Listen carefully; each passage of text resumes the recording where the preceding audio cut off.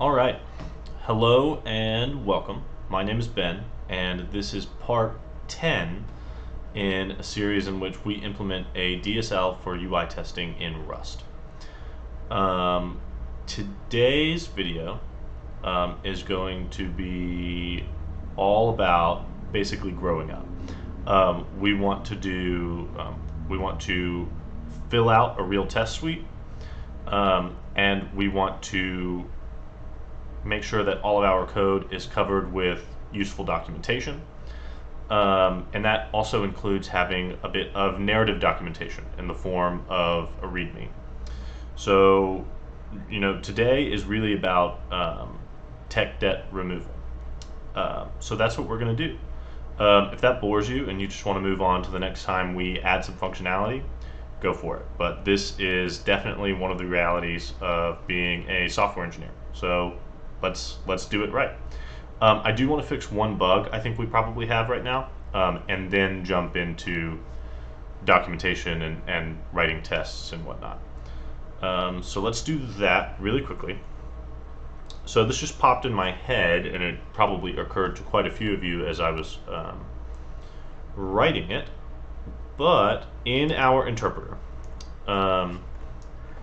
we have this had error flag, right? Basically, this flag gets flipped when we encounter an error, and then rather than executing statements, the interpreter just sort of starts walking down the statements until it encounters a catch error statement, and that statement sort of resets the fact that there was an error and tells it what to do, how to recover. What we failed to acknowledge is what happens when you get to the bottom of a program and you don't run into a catch error statement. Basically, the script does not use our sort of error handling constructs. It just says if there's an error, just quit. I think, in fact, if we do that, what's going to happen is the interpreter is going to return as though no error occurred. So you can see here, this is the interpret method, right? And we're popping statements off the list to execute. And we execute those statements, right? And then if we get to the end of the statements we're supposed to execute, we close the driver, and then we return OK false, indicating that we didn't exit early. But actually, what's going on is this is calling the execute statement method. And the execute statement method will basically match on the had error flag to determine what to do. If we're not in an error state, then it will execute statements normally. But if we are in an error state, then it will just walk statements looking for an error. So you can imagine that we would encounter an error, start executing statements, never encounter an error handling block, and so we would run out of statements to process, and then we would return OK false as if everything was okay. So I think what we actually need to return here is self.hadError, right? So if we get to the end of the statements while in error handling mode, right, while in had error mode, then in reality we did exit early from the program, and so we need to indicate that. But if we get to the end of the statements while not in that mode, just in our sort of normal mode, then we're good to go. And we are going to write two tests to verify this. So in catch error, we have this test called bad test errors, right? But it's using catch error, right? And then we have this good test does not error, these very aptly named scripts. So you can see this test does not have a catch error statement. We navigate to a test URL, right? And then we try to execute a valid statement on that URL, and presumably it succeeds, right? So we're testing that the script one was good. We're asserting that it returned OK, and again, all that means is that the running of the script how should I put this? The setup and teardown of the script runner was successful, right? That if we get to that point, what it means is we successfully launched Selenium and then we successfully closed it when we were done. And then here we're asserting that the inside of that OK value is false, indicating that we did not exit early. So what I want to do, now that we've made our little change, is I want to have another test, and let's rename these.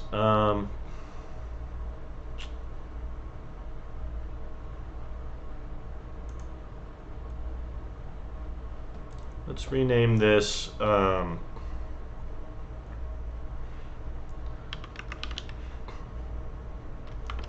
exit early, no catch error statement.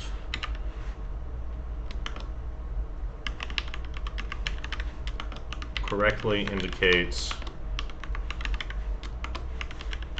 early return, right? That's what we're testing. So we're going to do the exact same thing, but we're going to have a typo. Instead of locating username, we're going to locate I'm not here. And then we're going to assert that the Boolean flag for whether or not we had an early return should actually be true, right? Because we're in had error mode and we didn't finish this statement. So we'll just run this individual test.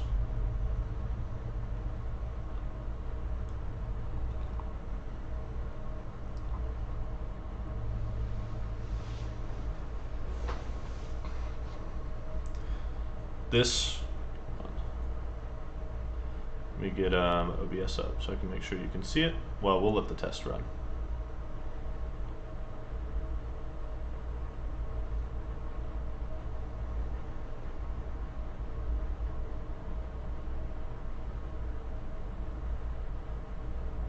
So there's our browser.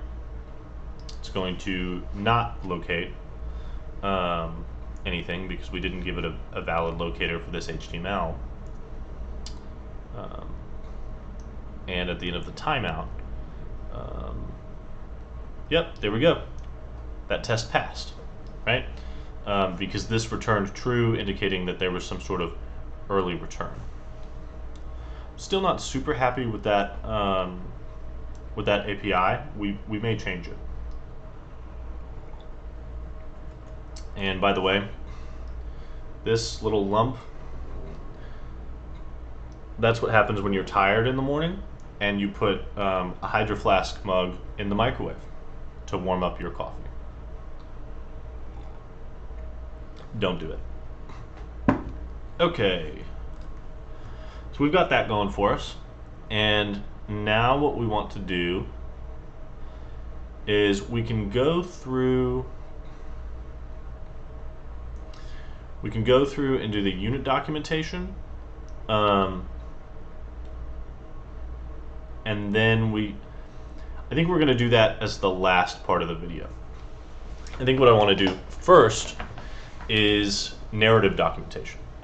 Basically, we want to make a README. We want to let people know what the heck this thing is, how to use it, how to test it, how to download it, that sort of thing. So let's do that. And I think as we sort of write example scripts in the README, I want to have a sort of mirror test suite. Basically call it README tests, right? Because in my opinion, the number one rule of documentation, I think everyone will agree with this, is don't make promises you can't keep. Usually when we're working with Rust, we can actually guarantee that because any of our example code in the docs gets compiled as an integration test. But in this case, it's not exactly, we're not writing examples of Rust code. We don't want to have this whole setup here every time we want to display how to use our code. but we still want to prove that the example code we're outlining is correct. So I think we're going to just have an associated test suite with it. So let's do that.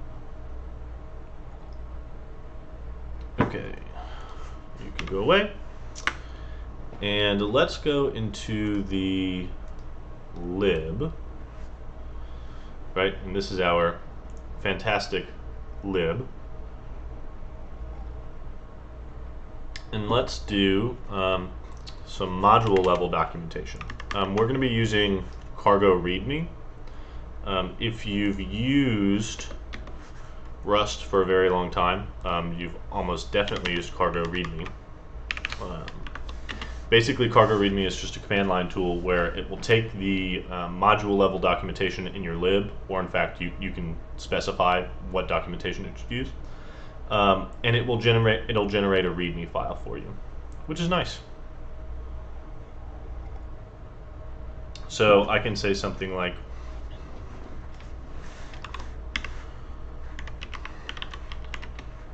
schnauzer UI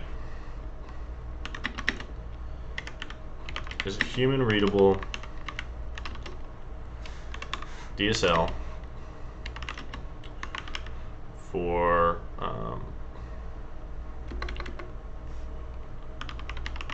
performing automated UI testing in the browser, right? And when I run cargo readme, I run it like this. I say cargo readme, and then I send that to my readme.md, right? And now I have a readme, and you can see it's been converted to Markdown. So basically I have the crate name, and then I have this text that I'm starting out with. So let's keep, and I think I have Markdown preview. Yeah. So this is what it will look like in GitHub, right? So let's keep going with that. So Schnauzer UI is a human readable DSL for performing automated UI testing in the browser.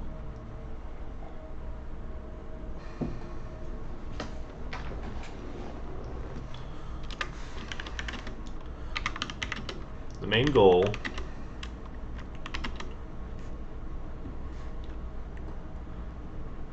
we could say of the project, we'll say the main goal, we'll just say the name again, Schnauzer UI, is to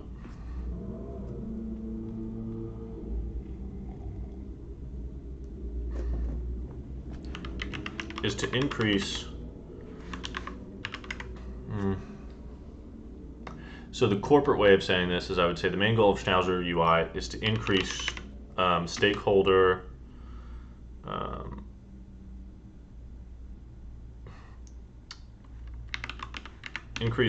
visibility and participation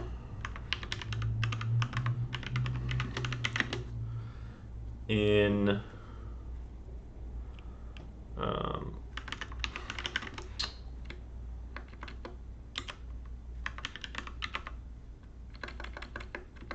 quality assurance testing.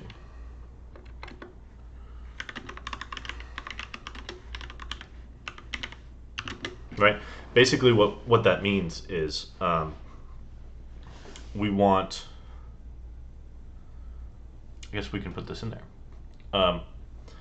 We want non-programmers writing the test.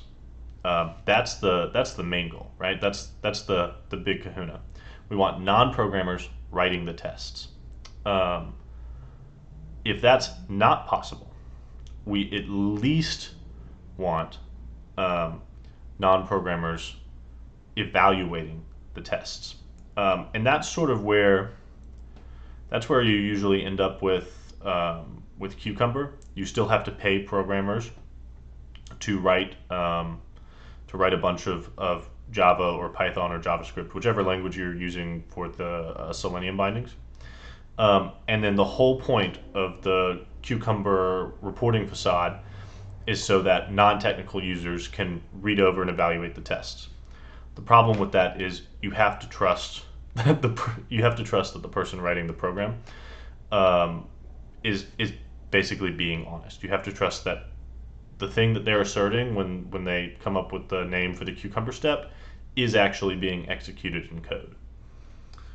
Whereas with our DSL, the difference for us is that with Cucumber, technically a feature file is executable, but all it does is map to some other Java code. So you really have no way to trust the feature file is actually doing what it says it's doing. Whereas with our DSL, it's its own language, right? There's no second source of, there's no hidden source of truth, right? The DSL, the script that the non-programmer has written or is evaluating is the source of logic for the program. I think that's key. In fact, we should write that down. The main goal of schnauzer UI is to increase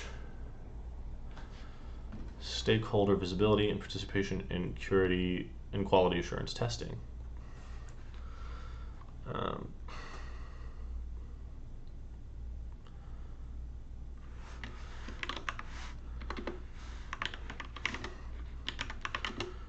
Rather than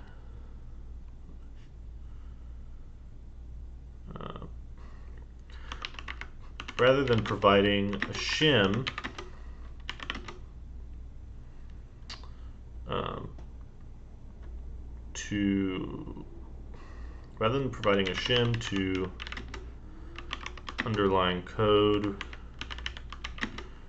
written by a QA engineer,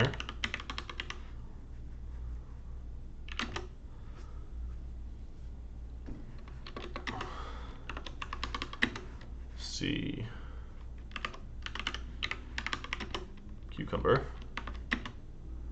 LOL, C Cucumber. That's a good pun. In fact, that should be a link. Let's add a link. I wonder if cargo readme automatically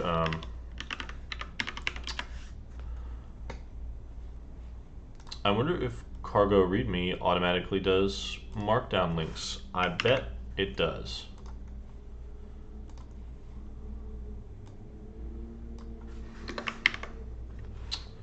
Let's try it.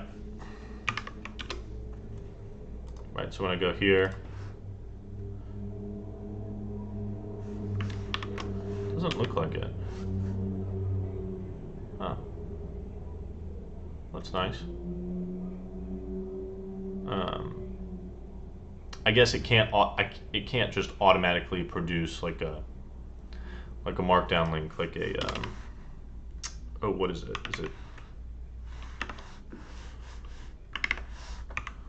Is it like that?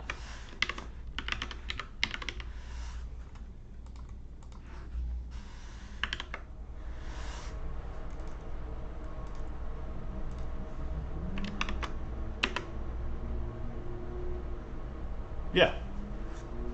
Right, so it can't automatically produce that because it wouldn't know where to get the information for the link title. But that's okay. What we can do is we can write this in here.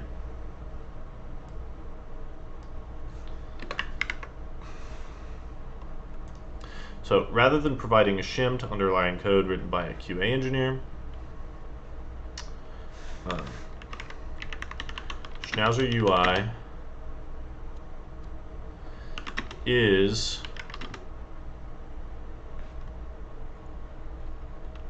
the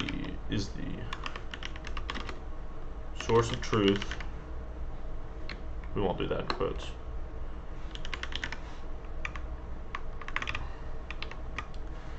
Is the only source of truth for a test's execution.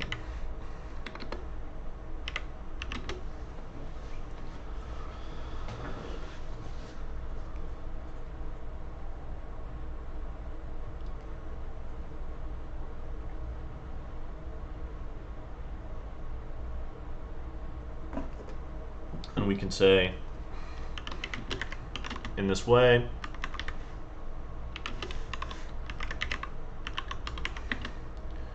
schnauzer UI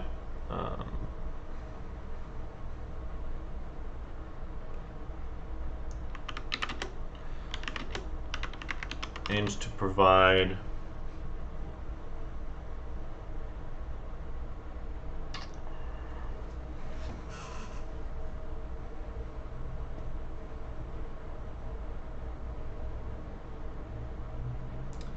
maybe we could call them trustless test reports, right? Because a Cucumber test report, it may say it's doing one thing, but it's actually doing another thing.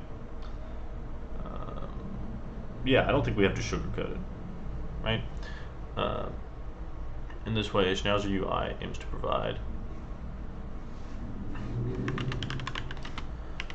test report you can trust.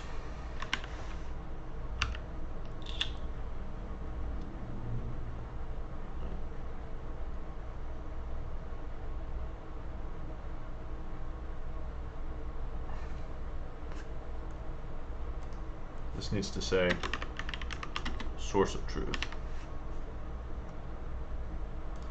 Okay. Now, let's do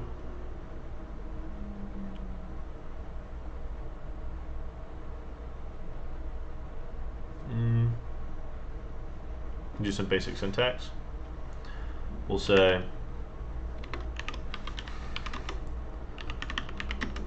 let's look at an example. And then what we're going to do is we're going to do a code block, but we need to specify that this is in fact not Rust code. Right? This is Schnauzer UI code. Yeah, we can do that. Okay. So let's say, honestly, we can use one of our existing tests. Let's look at this.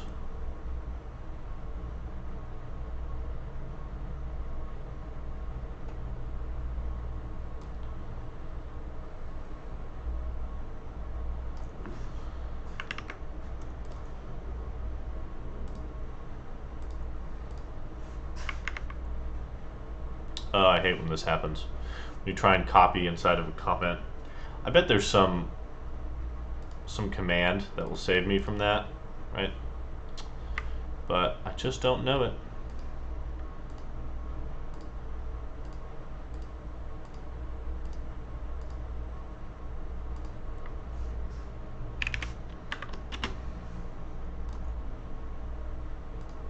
Okay, so here we go. So here's our Schnauzer UI example. Let's get rid of the catch error statement. I don't want to go over that yet.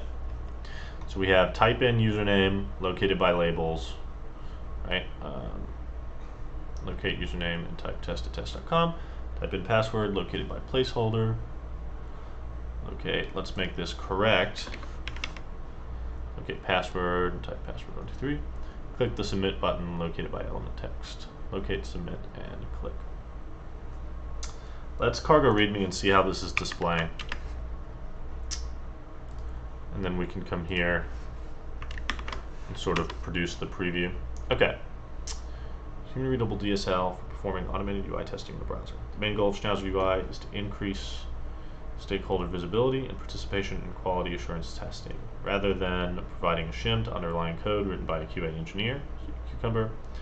Schnauzer UI is the only source of truth for a test's execution that needs an apostrophe.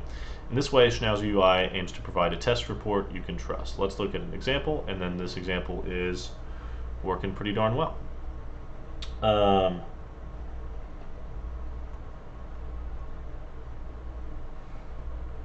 Great.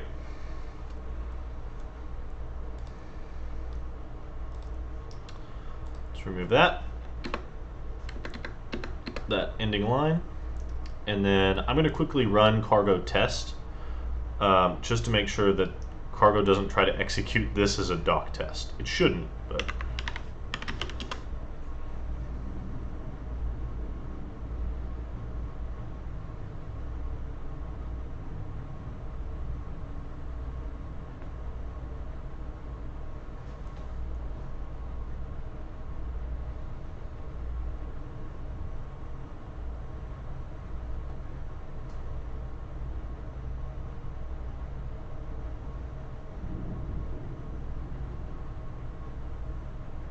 Yeah. So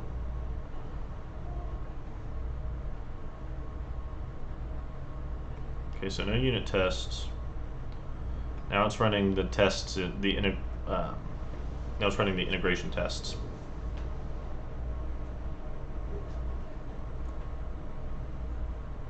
We can watch one of them run.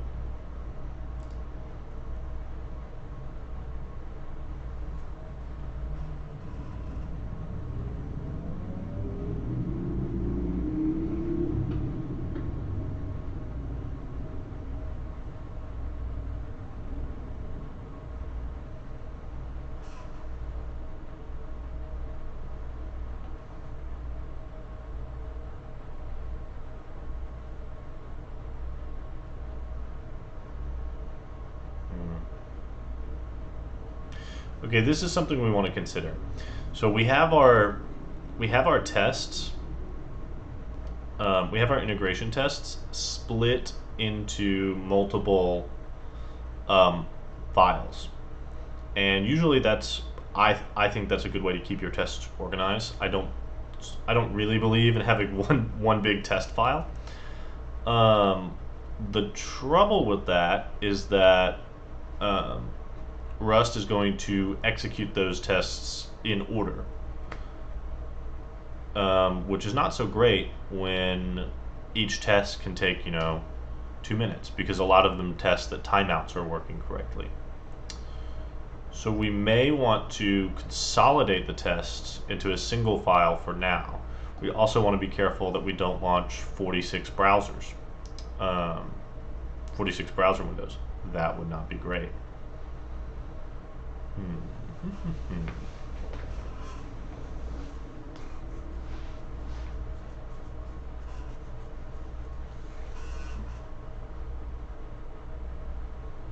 But we won't worry about that at the moment. I really only ran cargo tests right now because I wanted to make sure that cargo doesn't think that this little schnauzer UI script is a doc test.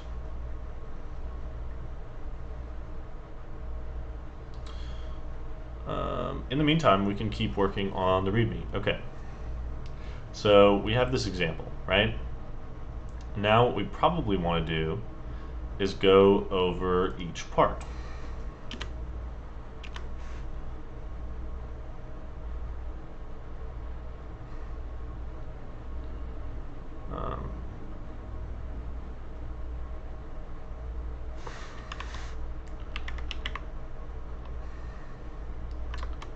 Schnauzer UI reads like plain English.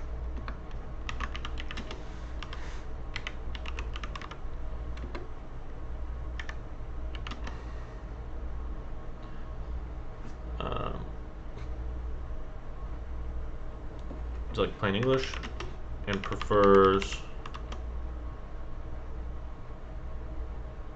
well, we'll go with that.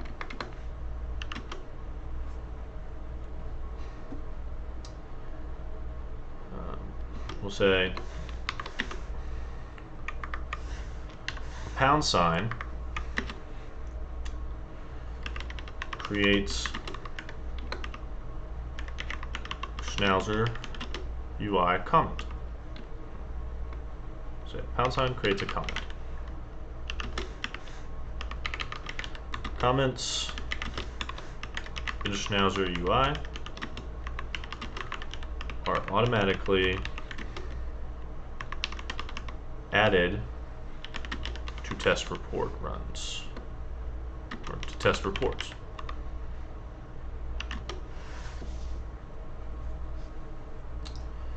We'll say we have to be in like businessman sales mode here, so just go with me on this. No more complicated logging setups. Or we'll say not complicated.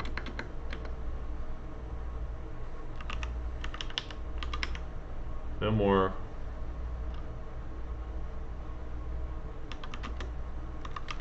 cluttered scenarios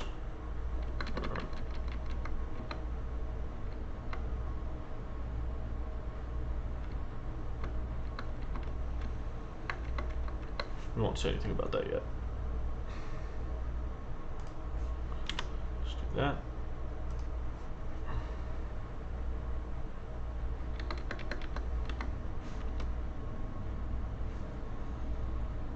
How's our health check doing? Good.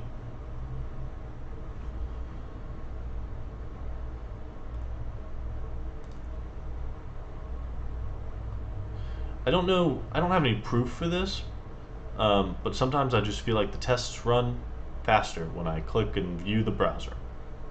That's probably not true, but it just makes me feel better. Alright. # creates a comment. Comments on Schnauzer UI are automatically added to test reports. Okay.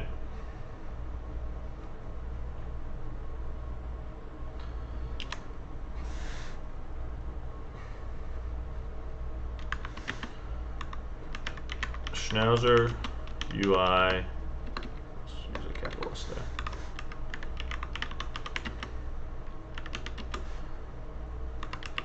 Script is composed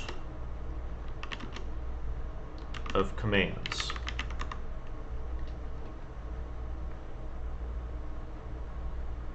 Let's see here.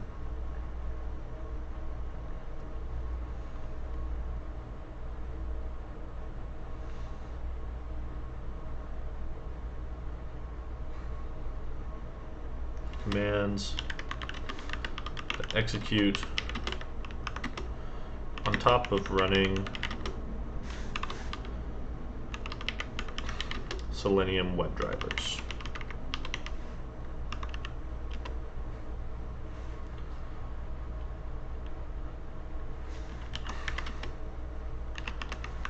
The locate command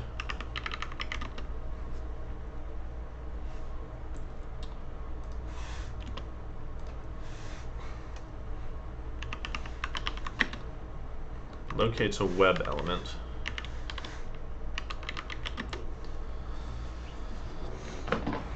We'll say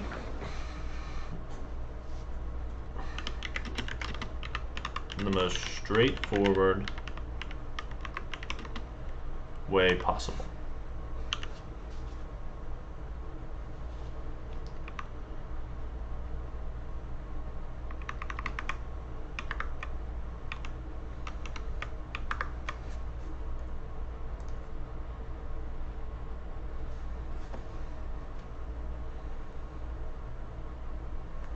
Locate command locates a web element in the most straightforward way possible.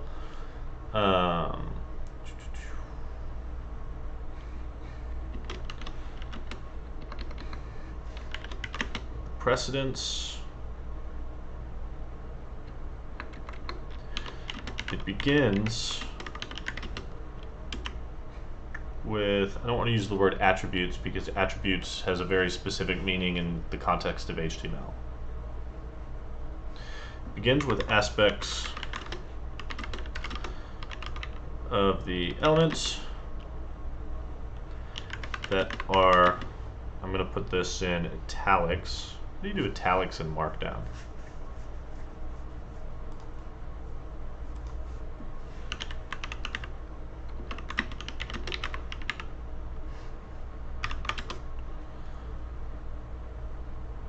Simply enclose the text between double asterisks or 2 underscores.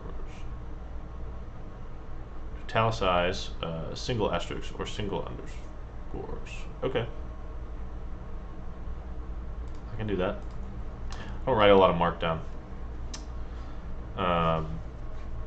I mean, I've written plenty of readmes. It's just I usually don't have the need to make them look fancy. They just have to be very detailed. Okay, it begins with aspects of the element that are visible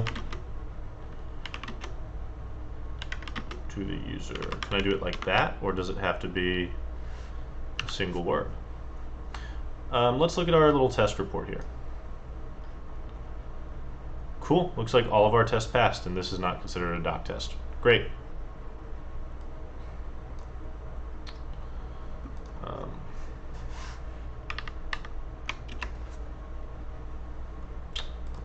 the README.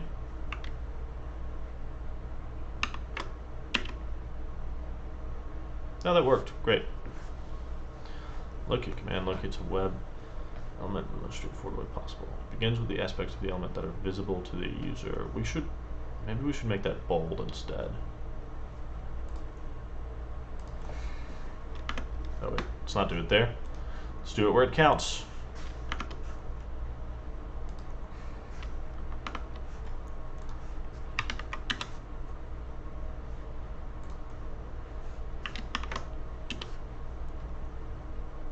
Yeah.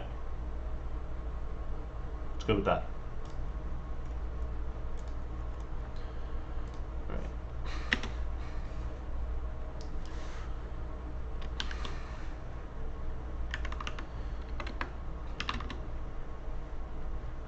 This is important for a few reasons.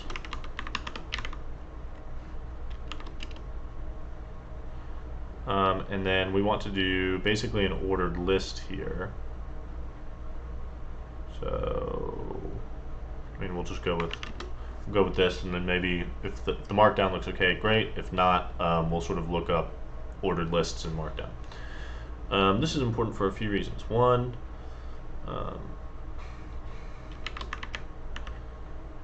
manual.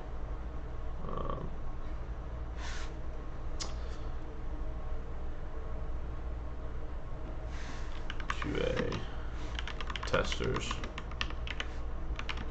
don't need to go digging around in HTML to write tests. So QA testers rarely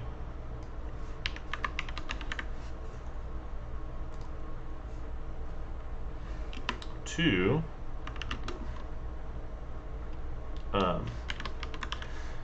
tests are more likely to survive a rewrite of, we'll say, are more likely to survive a change in technology.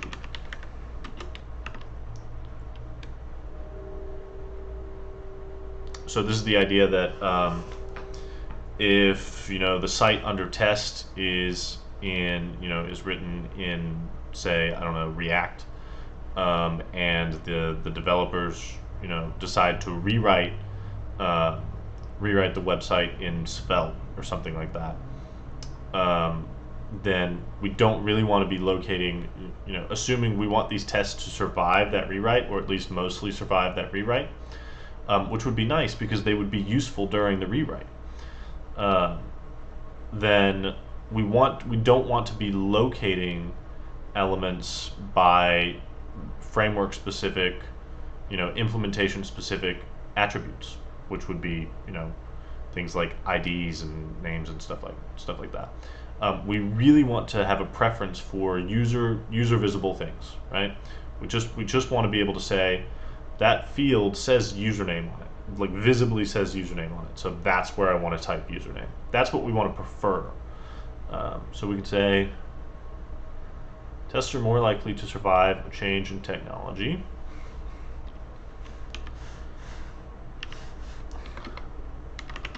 For example, migrating JavaScript frameworks.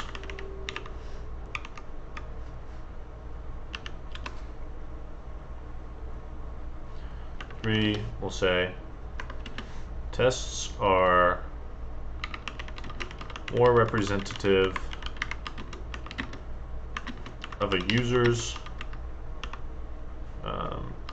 experience. We'll say of user experience.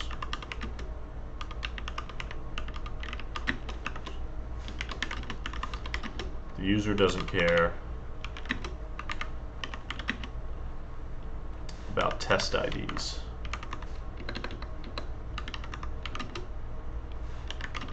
they do care about placeholders. Right?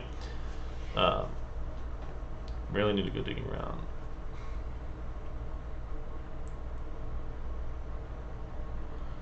That are visible to the user. Let's, so we can say, let's add a line there.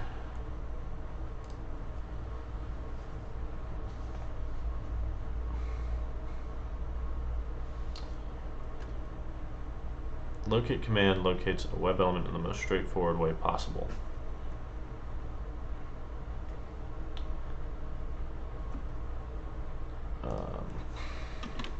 We'll say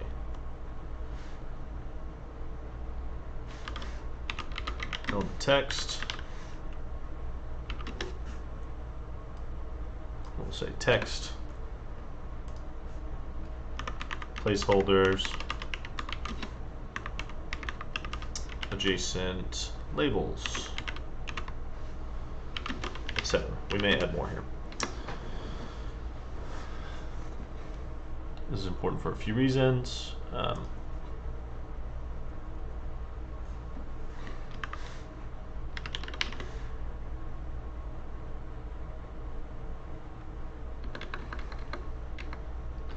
Then the locate command can default to more technology specific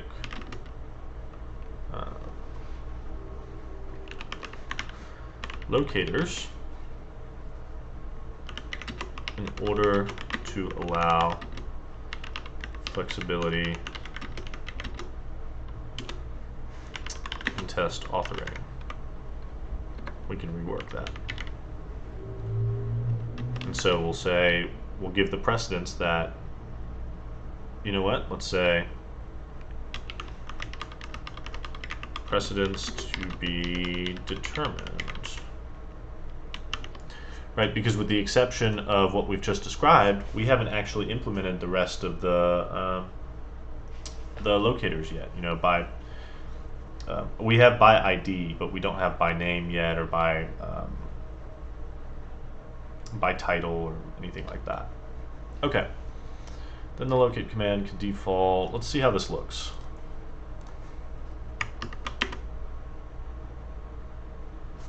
And then we'll open up, and yeah, that looks all right. So let's read so far. Schnauzer UI is a human-readable DSL for performing automated UI testing in the browser. The main goal of Schnauzer UI is to increase stakeholder visibility and participation in quality assurance testing. I'll probably capitalize that. So let's do in quality assurance testing. Rather than providing a shim to underlying code written by a QA engineer, Cucumber, Schnauzer UI is the only source of truth for a test's execution. I told myself to add an apostrophe and didn't. Let's add it now. In this way, Schnauzer UI aims to provide a test report you can trust. Let's look at an example. Right, we have our example code. And what we'll do now is let's add readme.rs, right? And so this is going to be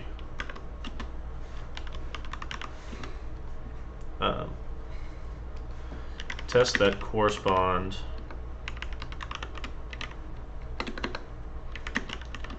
to example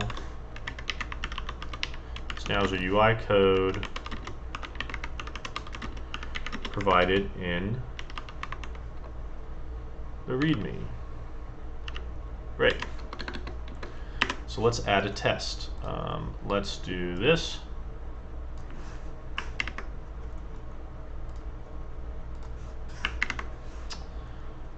Let's call this symbol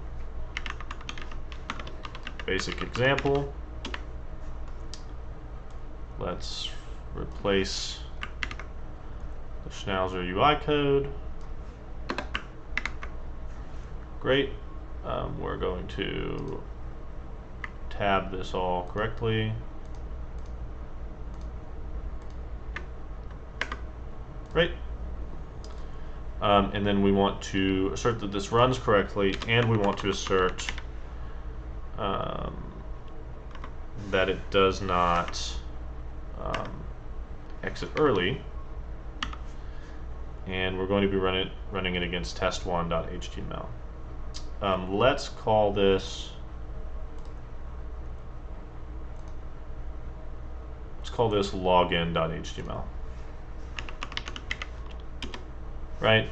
That's what it is. It's like a little login. And we can,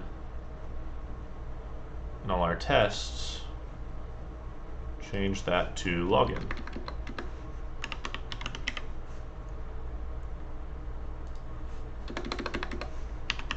We don't have many tests so far, so it's pretty straightforward to just replace it one at a time. That's good.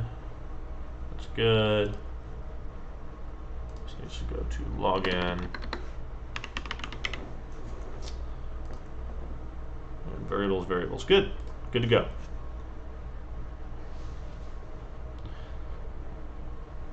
URL. Username. Okay, username and typed. Okay, password. Type password. Click the submit button. Okay, button. Schnauzer UI reads like, okay. Schnauzer UI is the only source of truth for a test's execution. In this way, Schnauzer UI aims to provide a test report you can trust. Look at our example. Schnauzer UI reads like plain English. # creates a comment. Comments in Schnauzer UI are, I'll probably indent that. So let's go to lib. Hold on. Yeah. So,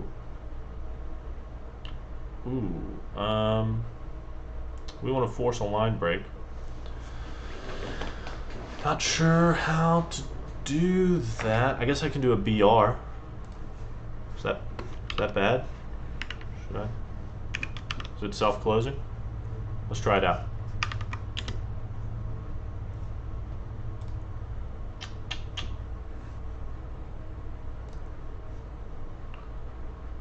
Close all these.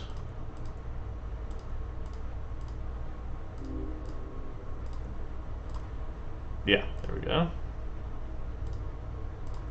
Okay, so now let's open the README for the privilege of running the Markdown preview. No, the BR didn't work. What's your deal? Is that what you need? Oh, I don't have to do it every time. Okay, cool. Great. This is much better. Okay. # creates a comment. Comments in Schnauzer UI are automatically added to test reports. Schnauzer UI script is composed of commands. Execute on top. Let's put this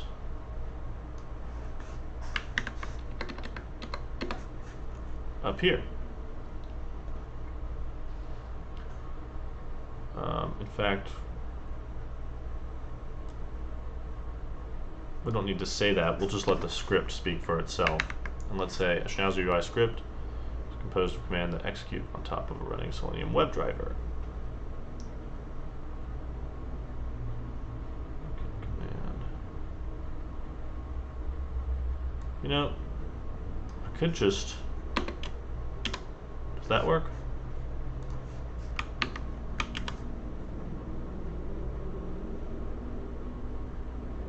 Yeah, that worked like a charm.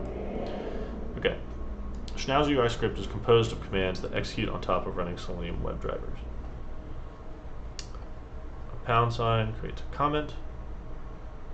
Comments in schnauzer UI are automatically added to test reports. I should probably add a comment to this test script that says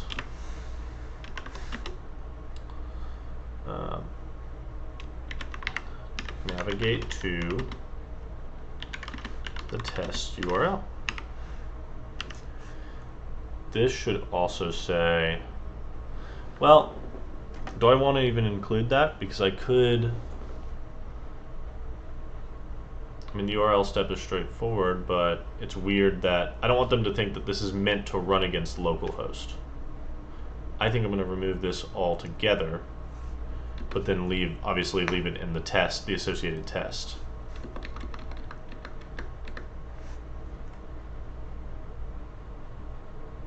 Okay. Yeah. Schnauzer UI script is, the locate command locates a web element in the most straightforward way possible. It begins with aspects of the element that are visible to the user, text, placeholders, adjacent labels, etc. There is no etc. right now, but there will be, because I plan on doing a video where we add optical character recognition. This is important for a few reasons. QA testers rarely need to go digging around in HTML to write tests.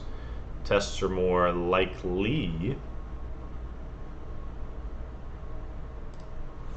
likely, thank you very much.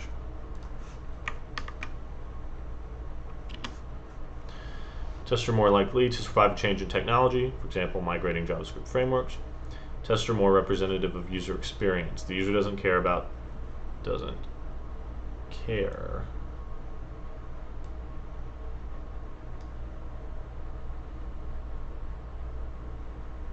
user doesn't care about test IDs. They do care about placeholders.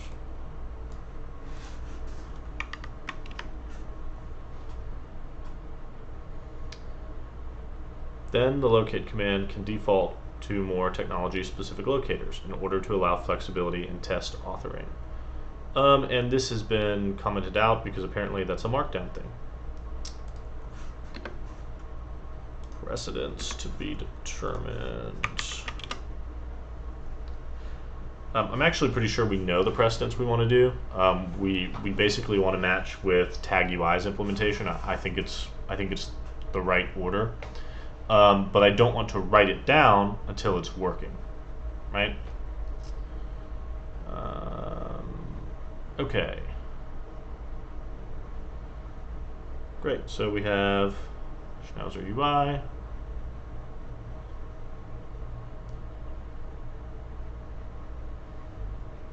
Now what we want is probably, let's do installation next. Yeah, this is actually going to be more straightforward than you might think. Sorry, just needed a quick pause. Okay. So let's do the installation section.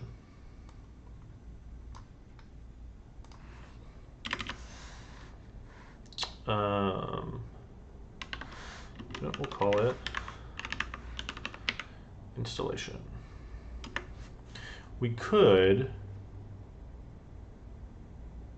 so it puts the crate name up here. We don't really, since it puts the crate name up here, we don't really need a sort of header right here. But now we'll have one for installation. And basically, we haven't gone over this yet, but Schnauzer UI is basically just a binary, right? All it does is it takes your Schnauzer UI code and it turns it into Selenium code via the 34 crate, and then tries to execute that code against an existing Selenium infrastructure, right? Either you have a running Selenium grid, or you might have a running Selenium standalone grid, or you might have a more complicated setup. And we will eventually provide a CLI for more complex Selenium setups. I think for now, we're not really going to be dealing with binary distributions anytime soon, I don't think. So I think what we want to do is just have people run the cargo install command. If you're not familiar with the cargo install command, it's very straightforward. You run cargo install, and then you give it, you tell it what you want to install. You can give it the name of a crate, and it'll look it up on crates.io, or you can pass it like a different location, including a Git repository. So let's do that. Let's say schnauzer UI is just a Rust binary.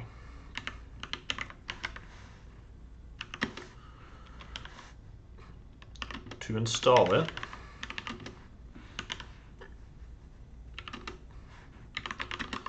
make sure you have, let's not say just because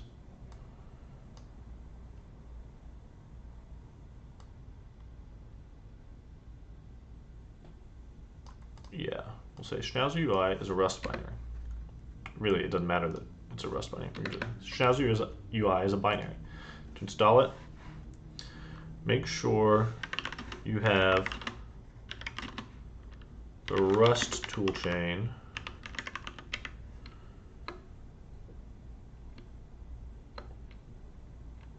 make sure you have cargo and Rust installed on your system. Then run, and the command is going to be cargo install and then -- git, and then we give it the path to the GitHub repository, which is here.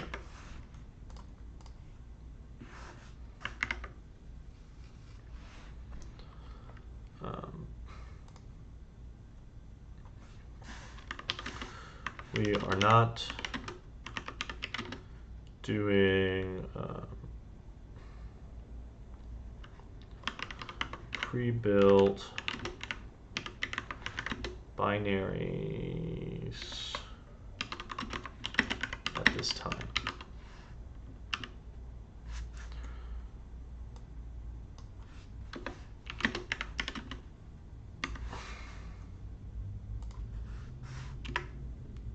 Install it, make sure, then run cargo install.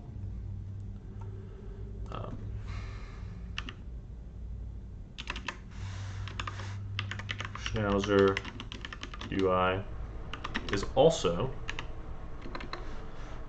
let's do that bold as well.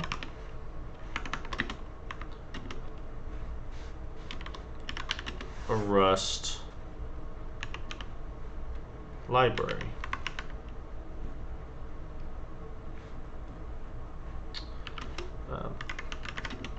Which can be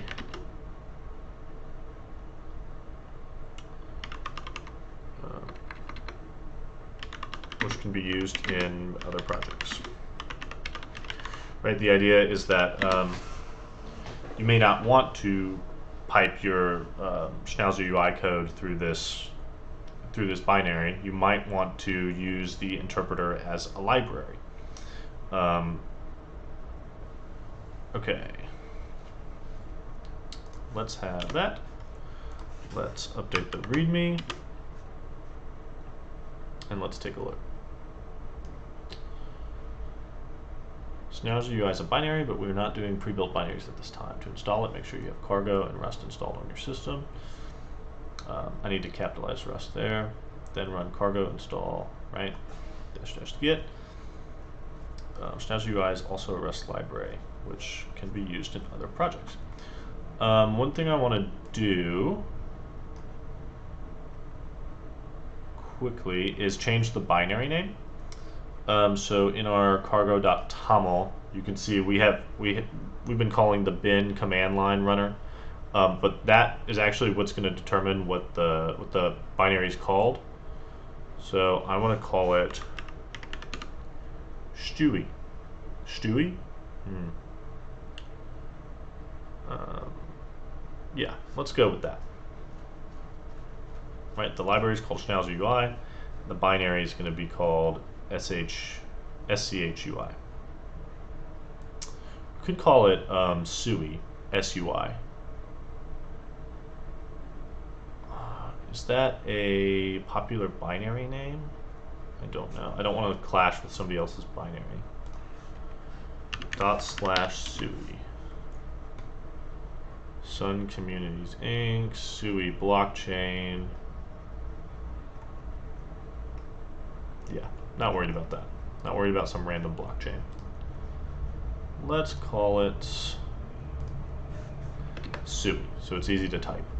And then in our, make a quick change to the code really quickly. In our binary,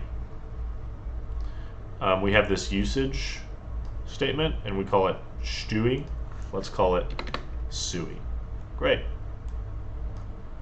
All right, so let's update the cargo README.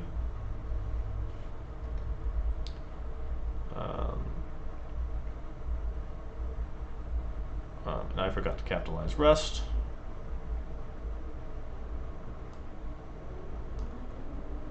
Rest. And cargo, let's capitalize that too.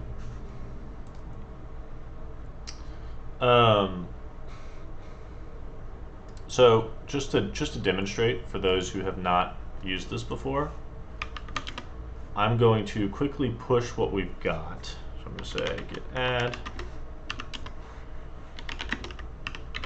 git commit. Yeah,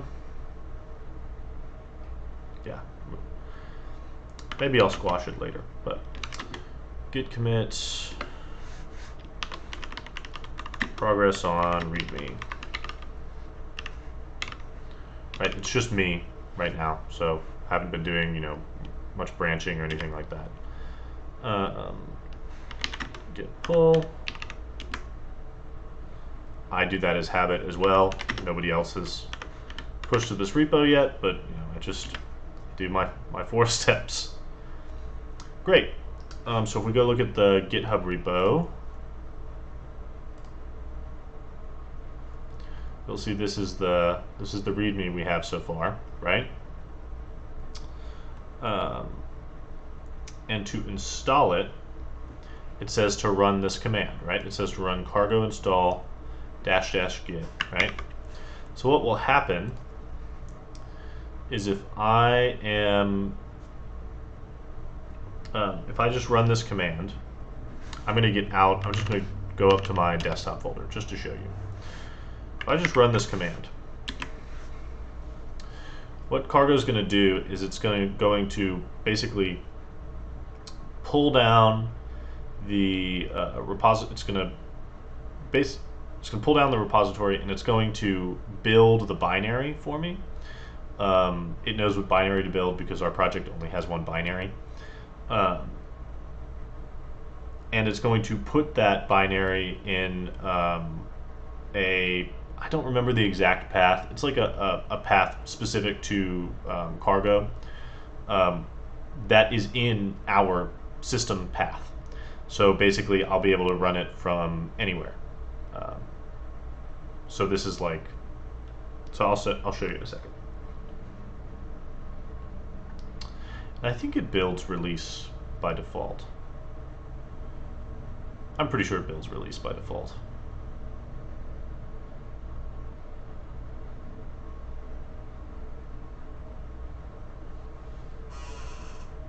Yeah, we're looking good so far. After installation, we'll probably want to go into more specifics. Really,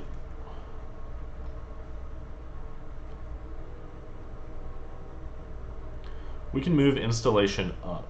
Let's move installation up under the description, and then we'll do like, then we'll have a language section that has all this, right? Because we want to get more into the different parts of the language.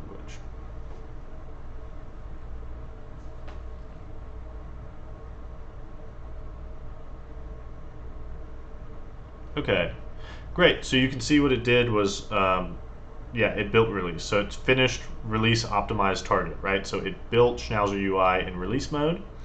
and then it installed it in this place .cargo bin, right?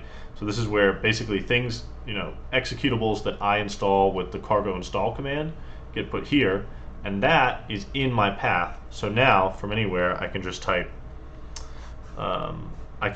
SUI, and see it's giving me it ran the schnauzer UI executable, and it's saying, hey, you need to give me a file path to a schnauzer UI script.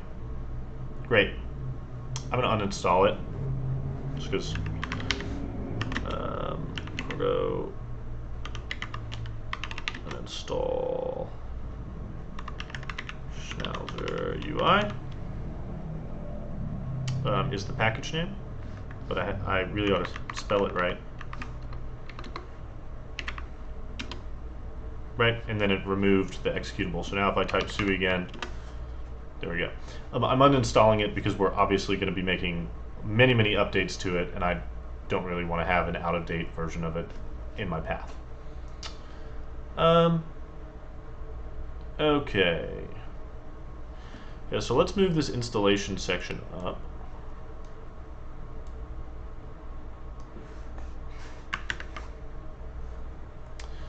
Put it under here.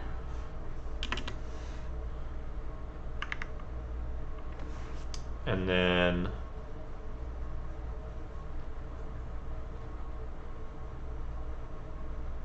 we'll have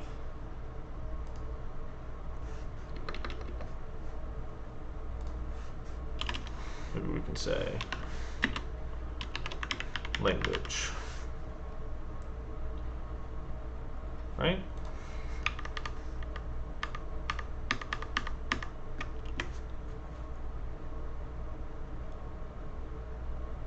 Oh, I need to CD back into the repo. Really, I should say I need to CD back into the workspace. Little semantic issue there. And now you're not updating live, which is so weird. There we go. Okay.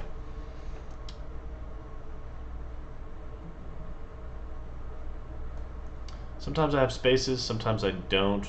I'll standardize that in one go at the end because I'll make that mistake 100 times. Provide test report you can trust.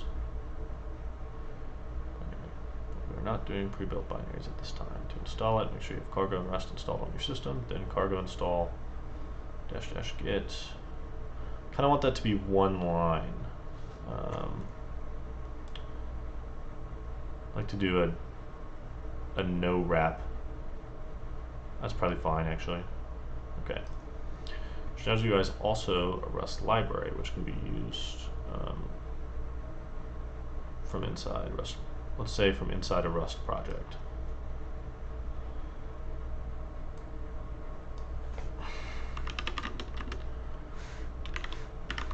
Rust project. So we have our example. And then we say # creates a comment. The locate command locates a web element in the most straightforward way possible. It begins with aspects of the element that are visible to the user, text, placeholders. Right. Then the locate command can default to a more technology-specific locators in order to allow flexibility in test authoring and precedence to be determined. We'll go ahead and say what this is going to be. It's going to be ID and then name and then title, even though you don't see it often. And then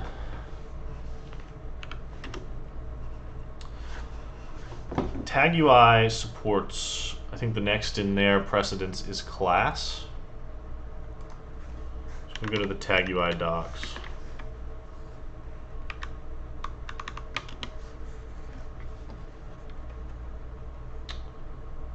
Main concepts, steps, say click.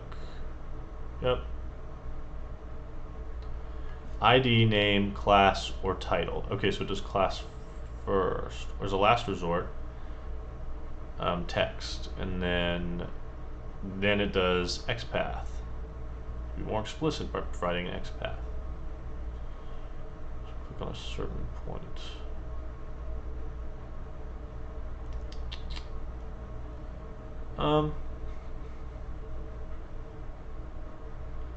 I guess we'll support class. It feels weird to, I mean, you do often locate an element by the fact that it contains a class attribute, but it's just sort of antithetical to the concept of classes, right? The whole point of a class is that it shows up more than once, but we'll support it. We're going to say ID, name, title, and class. I'm going to put title first, and then class. And then finally, XPath. And you know what? I really don't want this sitting in the documentation without it being implemented. So let's quickly go add those queries and tests for them. Let's do it. So in interpreter, we have the locate method, right? Sorry, I gotta do it over here. Right, pubfun locate. There we go, pubfun locate. And so we have placeholder, a preceding label, text, ID. So let's make sure that matches up. So placeholder, adjacent label,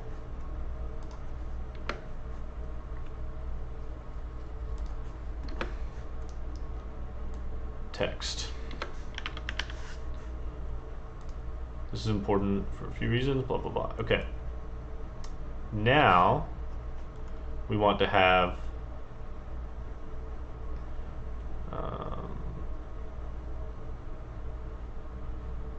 why does this still say precedence to be determined? Did I type that in the gosh darn README? I sure did. I'm so silly.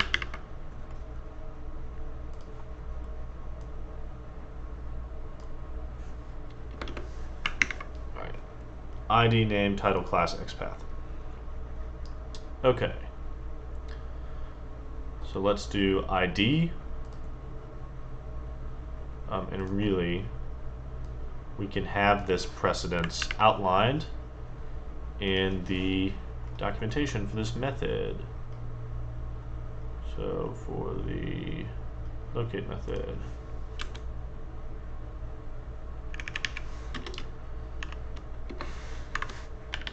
attempts to locate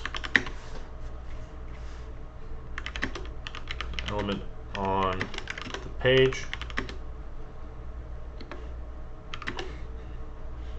testing the locator in the given in the following precedence is what we'll say.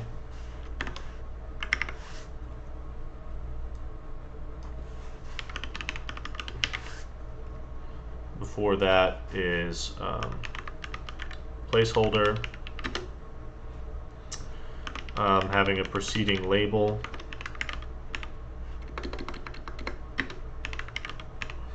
and then the element's text, and then we go to HTML and look at the ID, the name, the title, the class, and the XPath.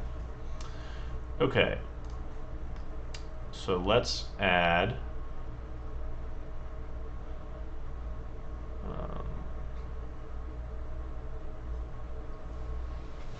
this method's going to get really long. We might want to do a little macro to clean it up. Let's take this and let's have a macro. I know. It might be able to be a function too. Let's just put it up here.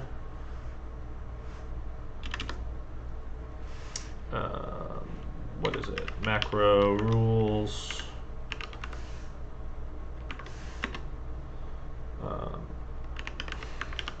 Locate.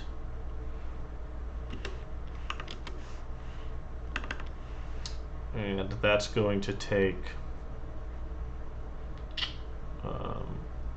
it's going to take an expression, which is going to be the by thing. So we'll say,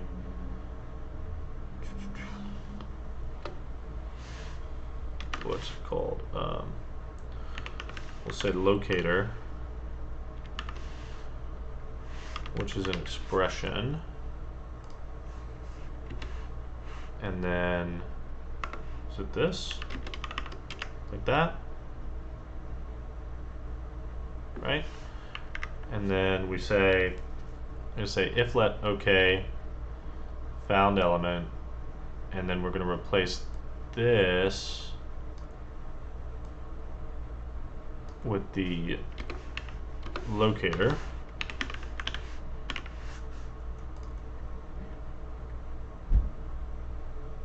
Right?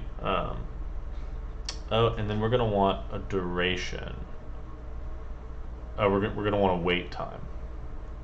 Right? Because the first one is going to be a wait. So let's do wait, which will also make it an expression, but really all we're going to pass in is we're just going to pass in the seconds, and we'll construct the, so instead of wait,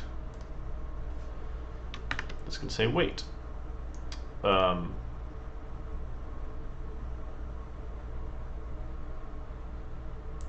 this is everything else defined. Self, yeah, everything's sort of a method chain on self. I feel like this could work. Let's try it out. So the idea is that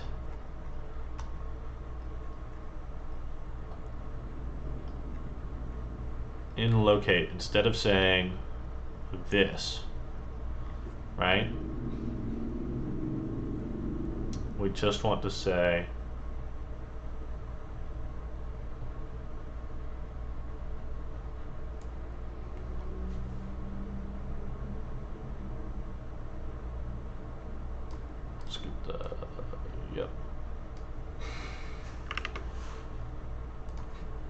just want to say locate,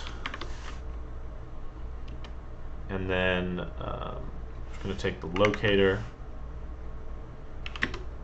and then the wait time in this case is going to be wait.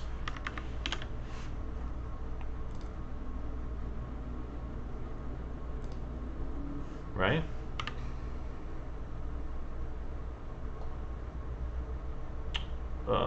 You're mad, but I can't tell what you're mad about. Expected value, found module self.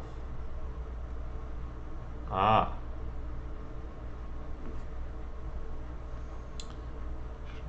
So it's possible I may have to like pass in self. I don't know, maybe this doesn't need to be a macro. What if I just, I think it was good thinking. But what if I just had a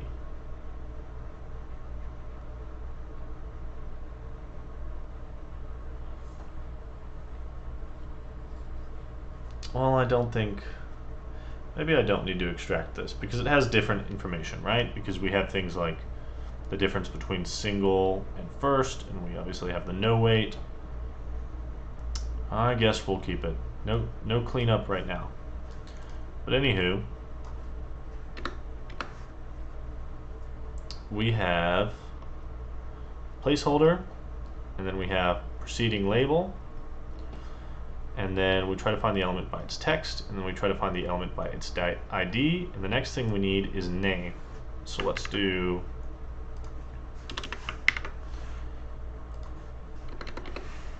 name, and the only difference here is that we're going to try to locate the element by its name.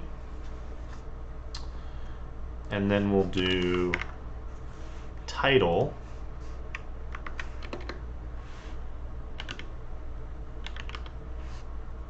Right, and here, I don't think title is a part of by. I think we'll have to do an XPath. So we'll do this.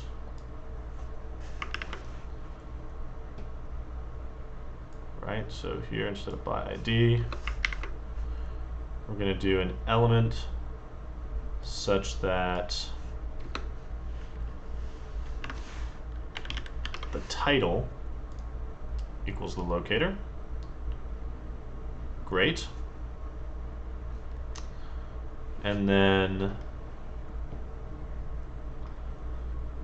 we're going to want to do class. Oops.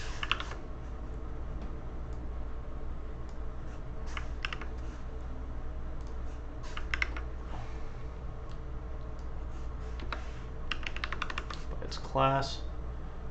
Do you have a variant called class? You sure do. Class name. Excellent.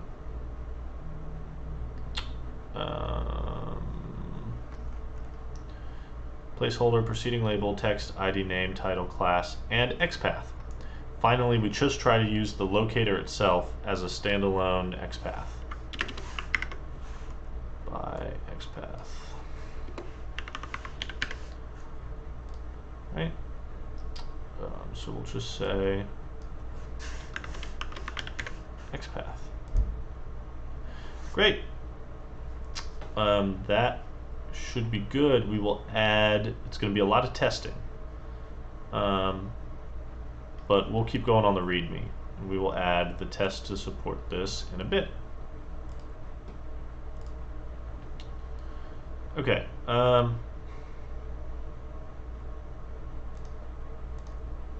Then the locate command can default to more technology-specific locators. Now let's move on to, let's say, once an element is in focus, i.e. located,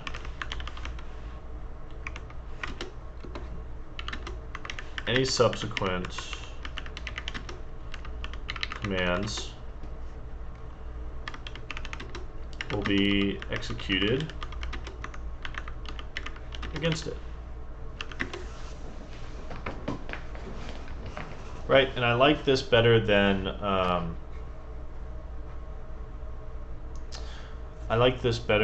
the sort of this syntax where you have a command and you give it a locator and it sort of implicitly tries to locate the element. We could still, we could absolutely have those as, a failure to locate rather than a failure of the command could be separate errors. That's fine.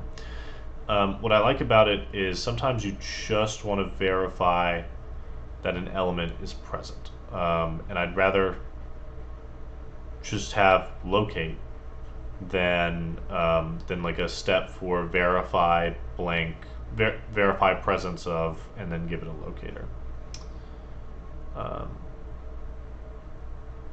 Because then what ends up happening is you have tests where people say verify presence of locator, and then on the next step they say click locator, and what you're doing there is you're locating an element twice, right? And that's going to slow your test down.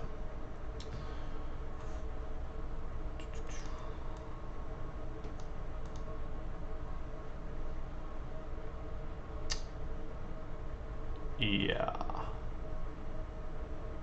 it's not entirely fair. I mean, you might just write this, but I think generally for like error reporting reasons, you want to split up the steps. I don't know, maybe we'll change it, but I like it the way it is. Okay. Okay, once an element is in focus, any subsequent commands will be executed against it.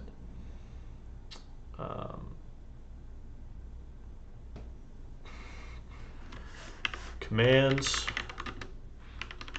relating to web elements include click, type. Let's go look at our commands. In the parser,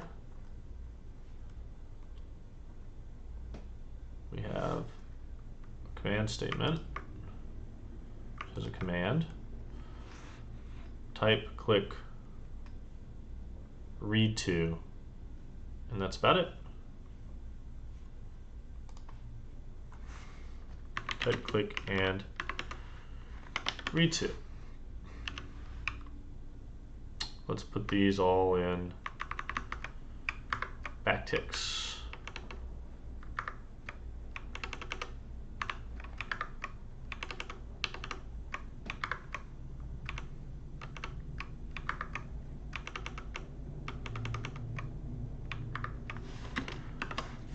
And I think they're self-explanatory. I don't think we have to go into what click and type do. And I'll just put in parentheses here after read to a command for saving,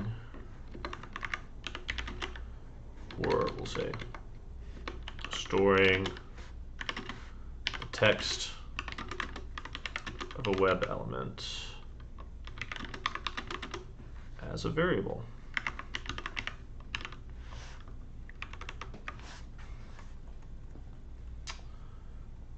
Okay.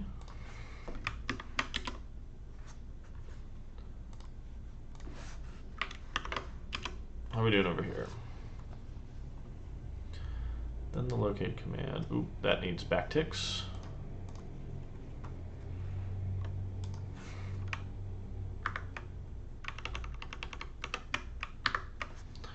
The locate command can default to more technology-specific locators in order to allow flexibility in test authoring. ID name class, or ID name title class XPath. I think it's title. Okay. Once an element is in focus, any subsequent commands will be executed against it. Commands relating to web elements include click, type, and read to. A command for storing the text of a web element as a variable. Great. Now we need to look at refresh, try again, screenshot.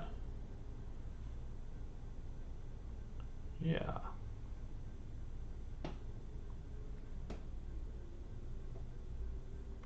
From here, I don't think we actually need to go much further. I think we'll say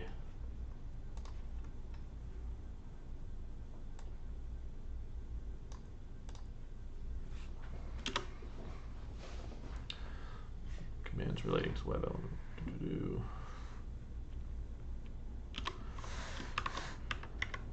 Schnauzer UI also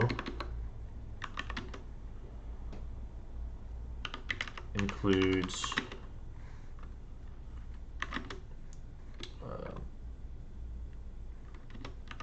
concept of error handling.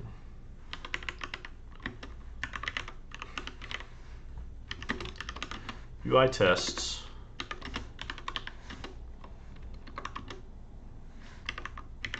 can be brittle, right? How do we want to say this?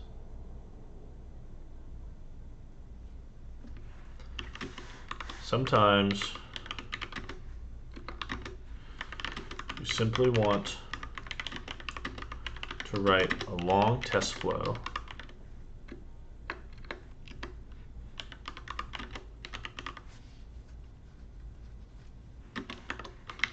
even when testing gurus tell you not to,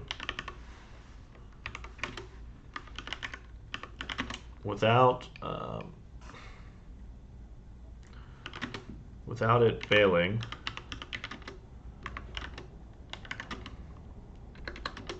at the first sign of trouble.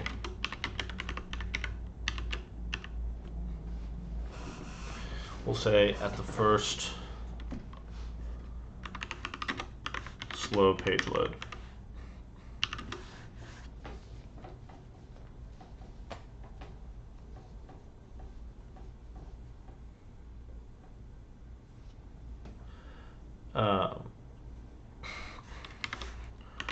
For this, schnauzer, capital S,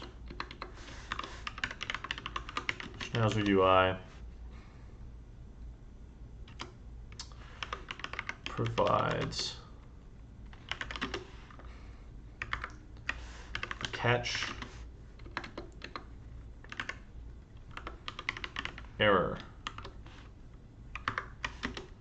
command.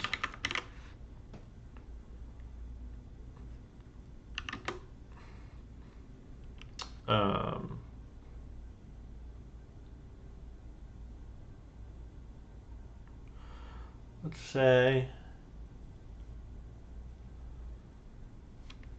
for this schnauzer UI provides the catch error command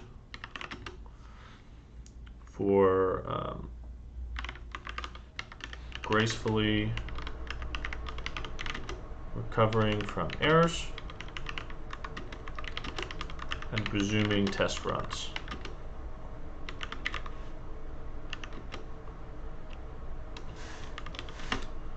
We can improve previous test example like so. And then we'll take this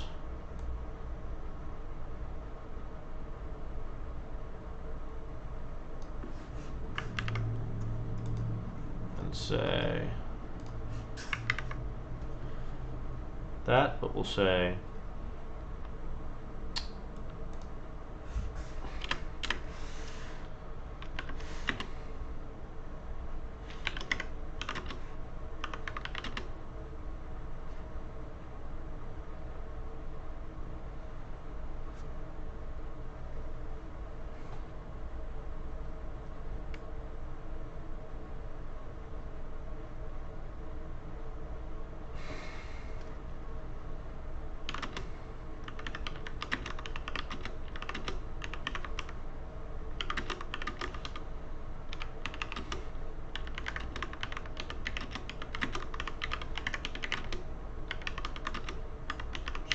wrong, and then we'll say catch error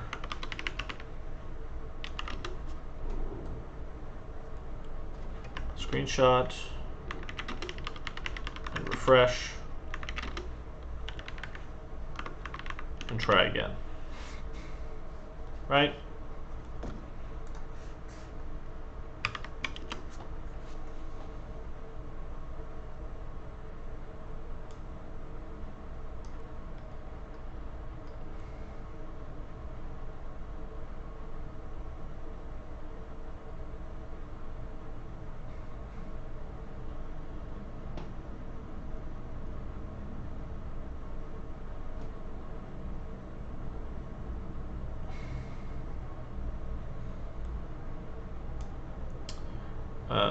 And now we want to explain ourselves.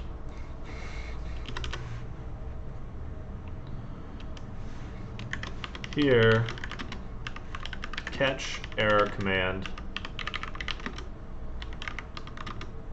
gives us the chance to note the error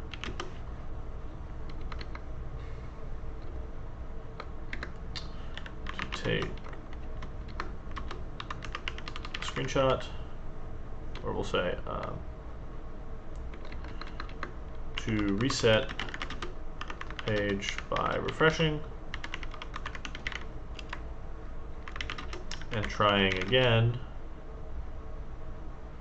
The catch error command gives us the chance to reset the page by refreshing and try the previous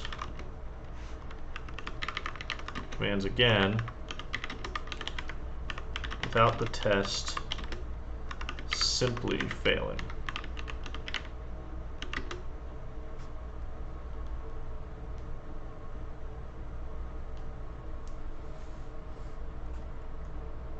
It's the chance the test failure, right, is still reported and the screenshot is taken.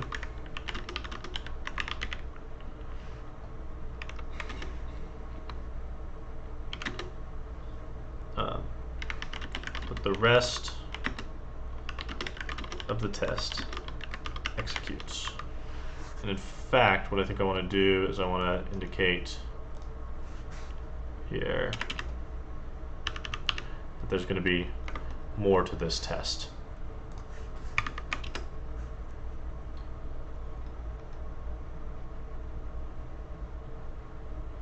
Well, I don't like that that line break is happening with the comment, because I don't want them to think that they can have line breaks and comments in the script. So let's see if we can prevent that. Can we do like a no wrap around these comments? Let's try it.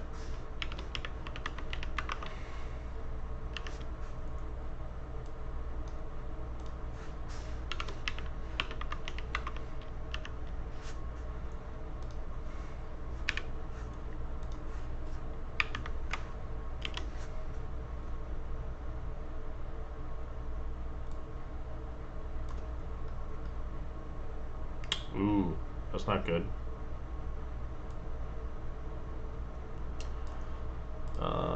Let's look up no wrap in Markdown.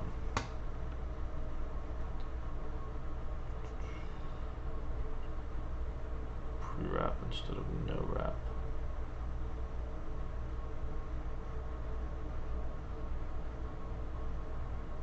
Wrap text.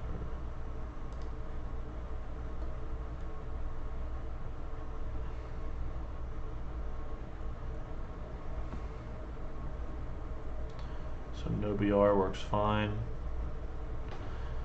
Non-break hyphen character. 25.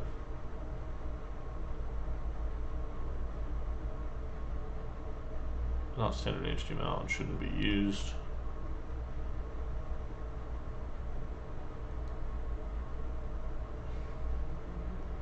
HTML code of non-breaking space.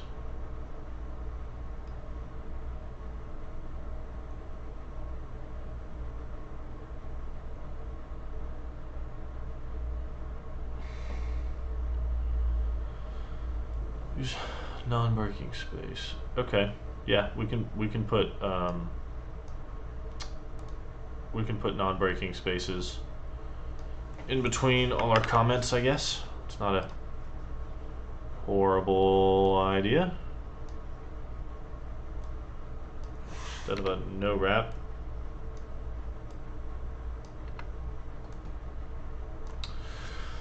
Ooh, it's a pretty horrible idea. It makes it hard to read in the actual docs.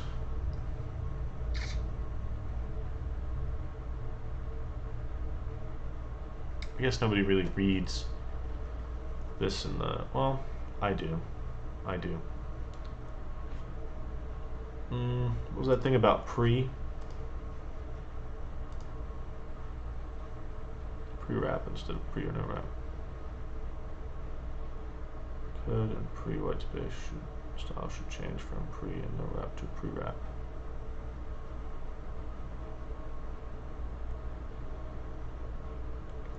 To avoid horizontal scrolling.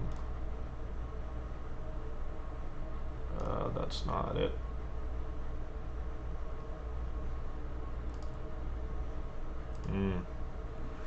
I want it to be readable in both places, so I guess I'll let it do the wrap for now. So I'll let it do the wrap for now. Okay.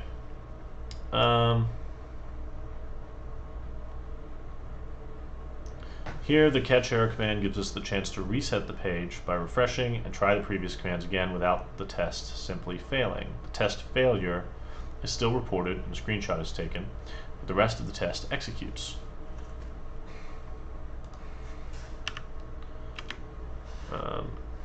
Let's say note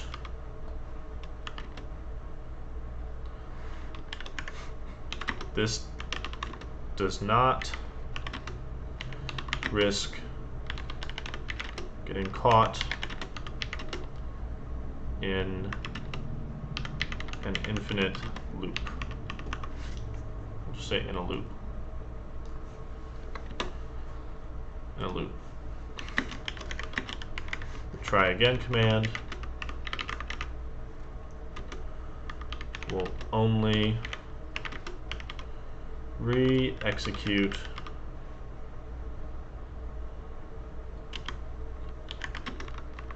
the same code once.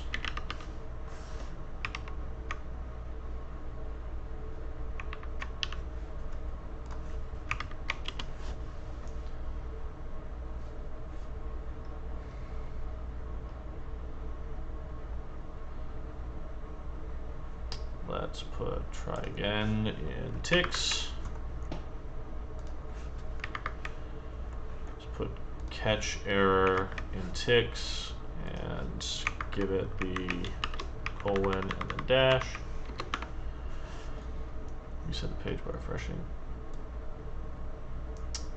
And try previous commands again without the test simply failing. Test failure is still reported and a screenshot is taken. The rest of the test executes. Let's separate this with a space.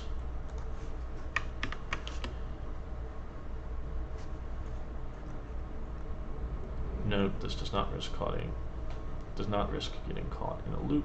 The try again command will only re-execute the same code once. I just thought of a better name for our other test. In catch error, we have this bad test errors method.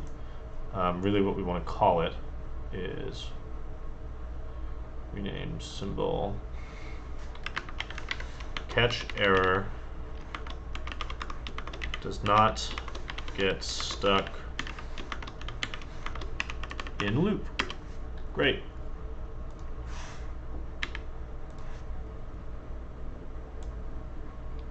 Okay, what are we at time-wise? An hour 43. Okay, let's look over this.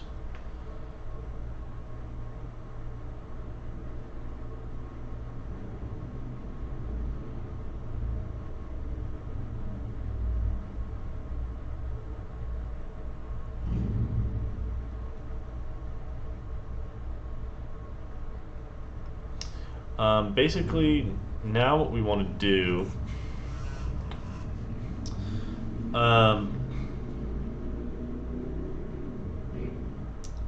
there's a lot more we want to add to this, obviously.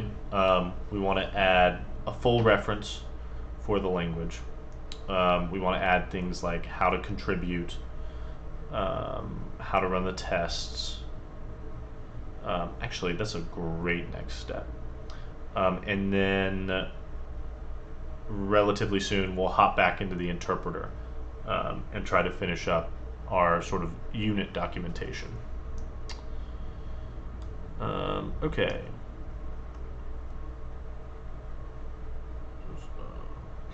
We can say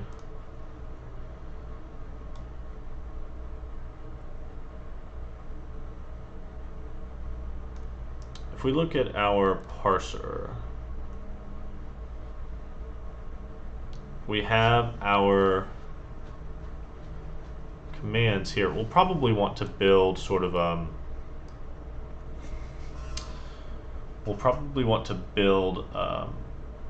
HTML page, or really a sort of tutorial on this. You know what? Maybe we'll do an MD book. That could be interesting. But yeah, okay. Let's move on to how to run the tests.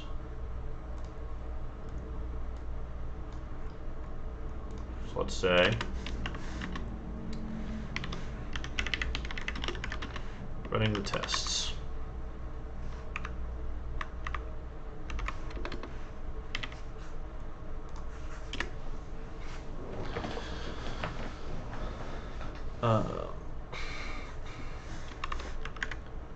Schnauzer UI tests, or let's see.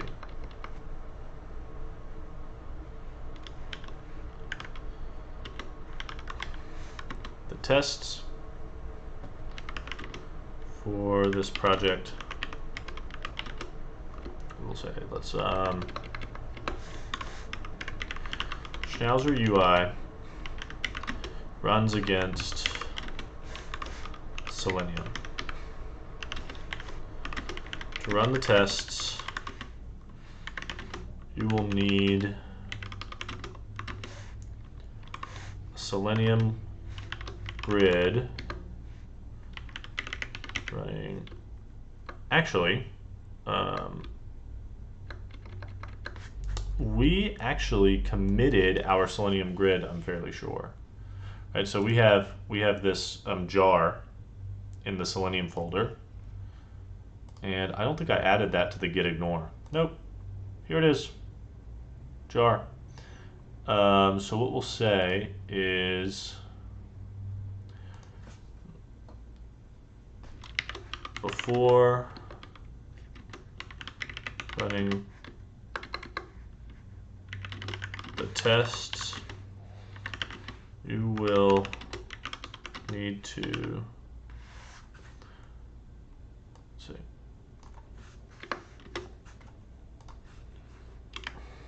One, start Selenium. Schnauzer UI is executed against a standalone Selenium grid. And then we'll say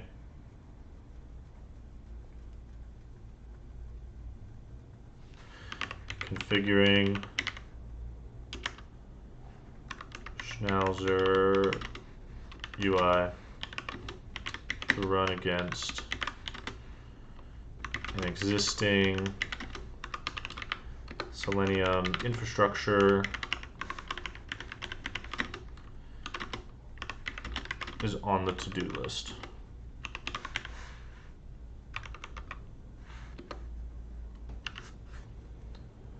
We'll say support for.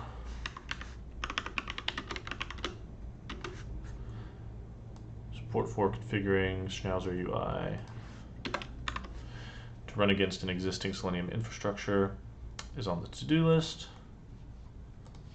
But then we'll say to run the provided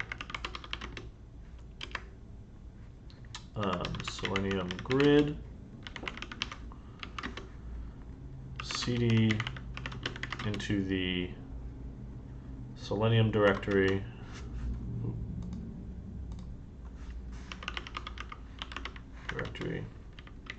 a new terminal, and run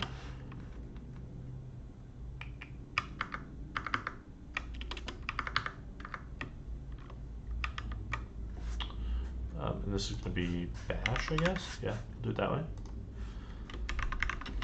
Java jar Selenium server. It's actually do it right here, so I can just copy it.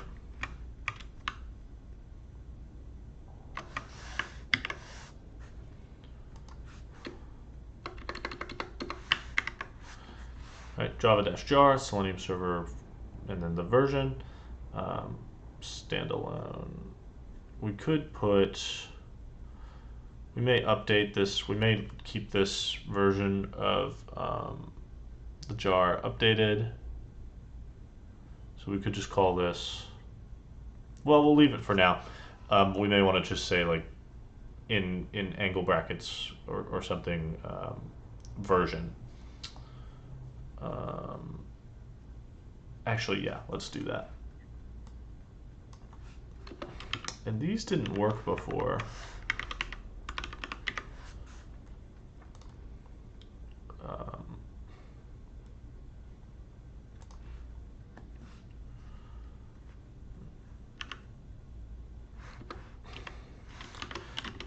should default to port 4444.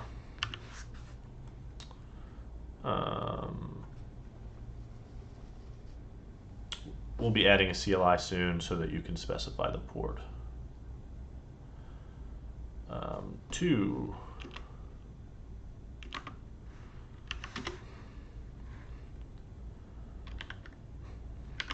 The tests come with accompanying HTML files.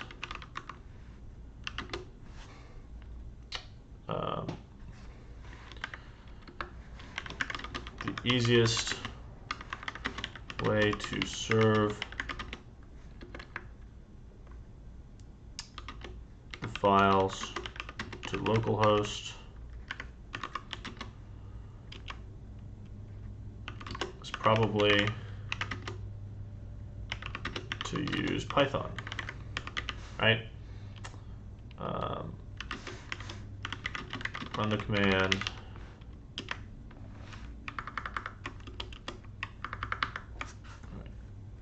You can turn back on, we may need you, Selenium. And then the command here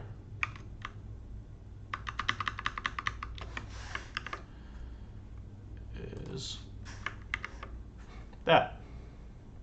Ooh. Fancy, you get syntax highlighting.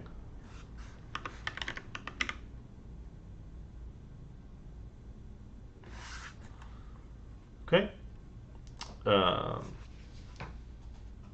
Oh, because it thought you were Rust. That's funny. The tests come with accompanying HTML files. Let's capitalize HTML.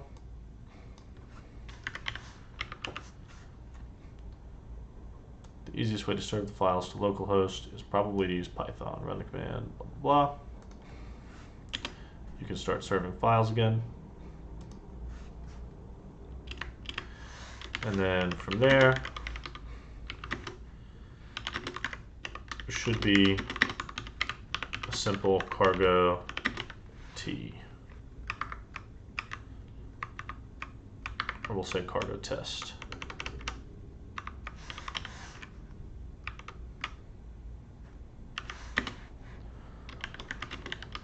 Tests will take a moment to execute.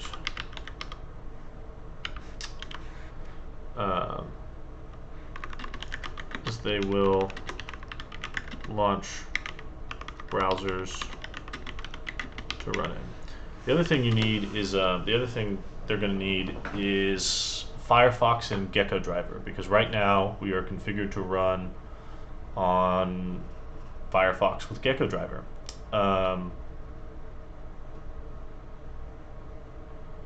We'll also probably add commands to, like, via CLI to choose the browser, to specify the browser WebDriver combination.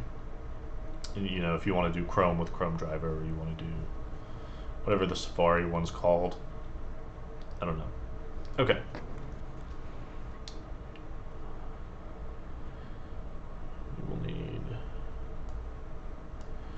You will need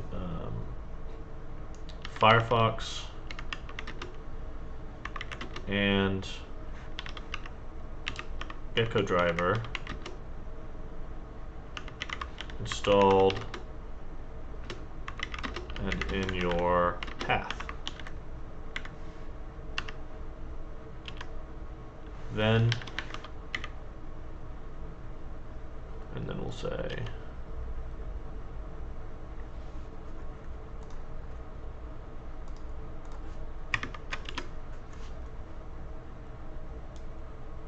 running the test. Before running the test, you'll need Firefox and Gecko driver installed in your path. Then start Selenium.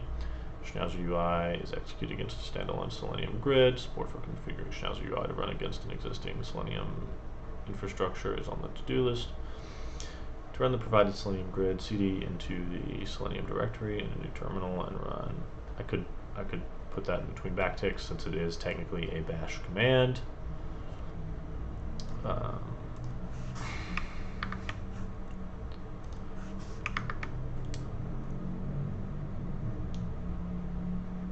default to port 4444. The tests come with accompanying HTML files. The easiest way to serve the files to localhost is probably to use Python. And then I'll say in another new terminal,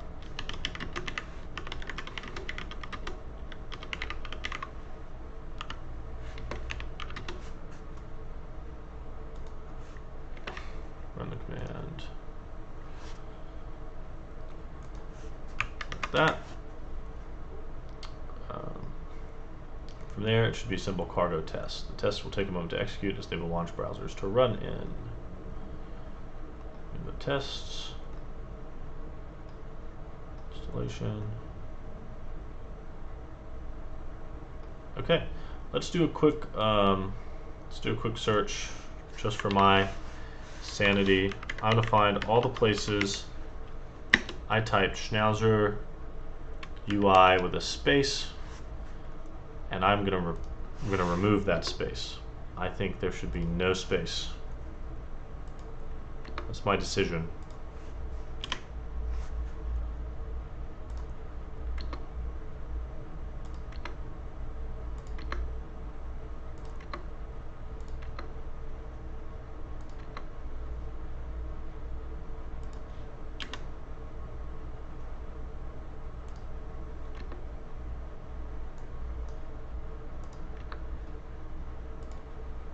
No results, huh? All right.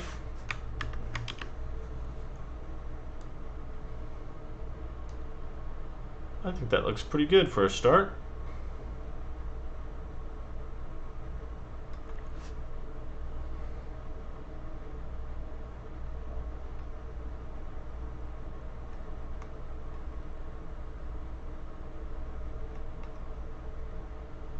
Okay.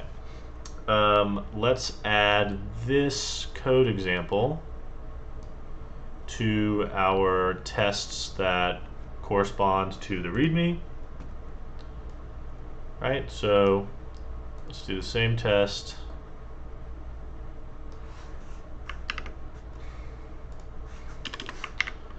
But we'll call it error handling example. Right, and the only difference in the test is that we added that error handling line, which looks like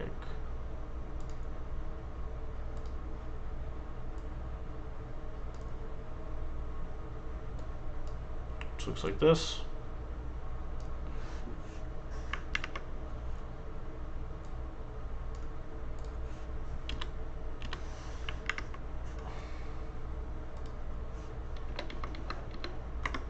Right, this page is quite slow to load, so we'll try again if something goes wrong. And then nothing should go wrong with this, so we basically want to assert the same thing. Right, it should still exit without having an issue. And remember we have that other catch error test for asserting that, for checking that a catch error doesn't catch us in a loop.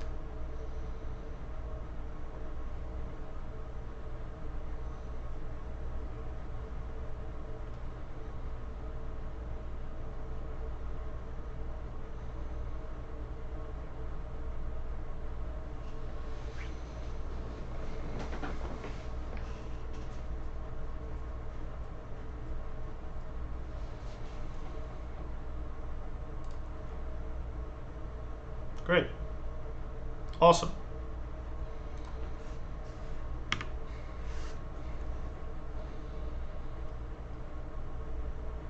Okay. We are not done with this. We're not done with this README. We will continue to add to it as we add more to the project.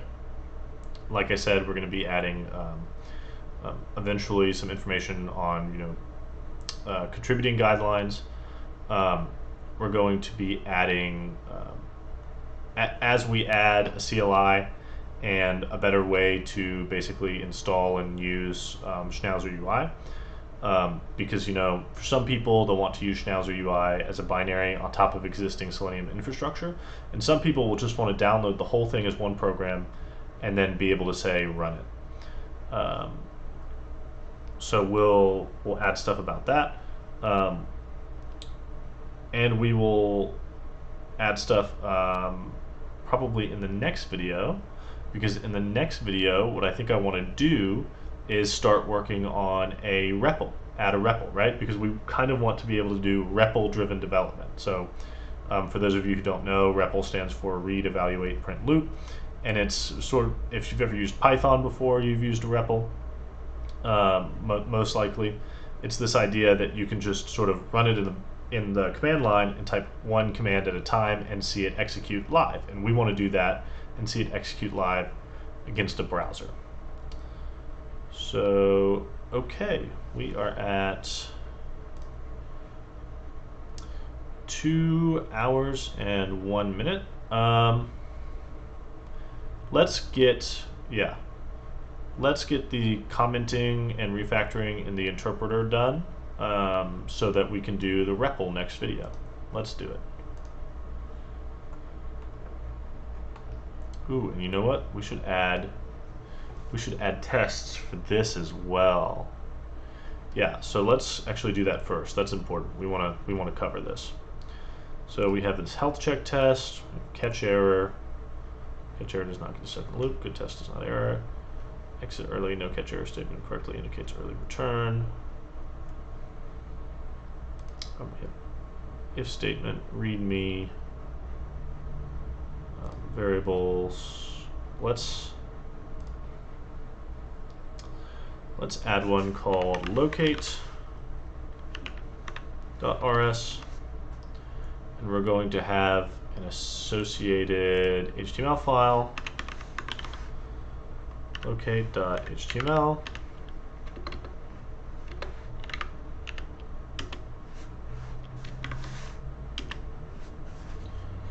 Call this locate tests. And we need an element for each one of our identifiers. So our first identifier is placeholder. So let's do an input with, what is the Emmet abbreviation for attributes? At? Place? I don't even know if there's one. All right, let's just do an input of type text. And rather than name or ID, I'm going to have placeholder equals, we'll say locate by placeholder. And then so this is going to look, just so you can see what this is going to look like. It's just a field with locate by placeholder is the placeholder. And then in our test, we'll want to have, I think I'm going to do this as one long test. So we'll have, let's do if statement. Okay.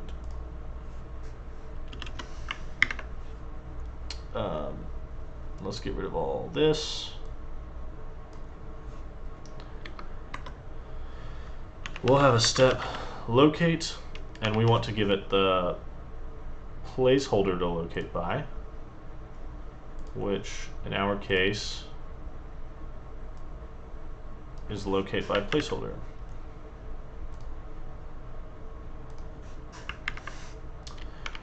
And then we want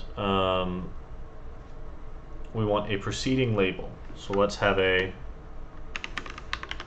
locate and then locate by preceding label, right? And we can actually test this by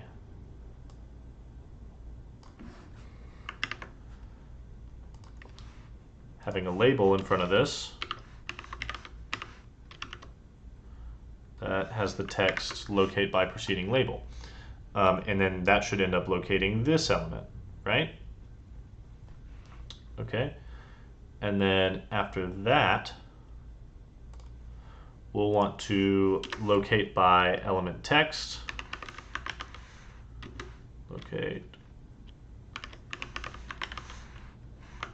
Locate by text. So we'll have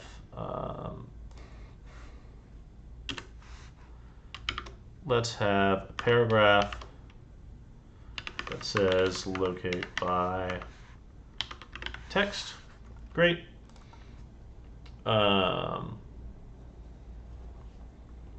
Yeah, I still don't think those are going to clash too much. The idea that you might be looking for an element by text, but right? I think if there's a label with the text you're looking for, what you're really trying to locate is the thing you're typing into. I don't think you ever really want to interact with the label. So we're good there. Okay. And then the next thing we want to do is by ID. So we're going to have a locate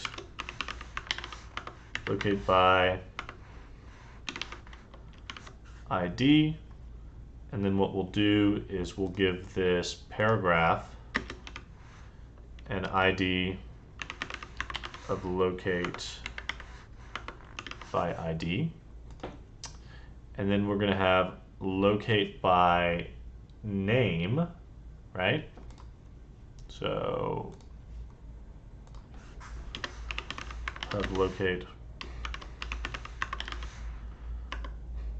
by name, and we'll give the input a name of locate by name, and then we want to make sure that we can locate by title. Locate by title. And so we will give the paragraph title attribute of locate by title.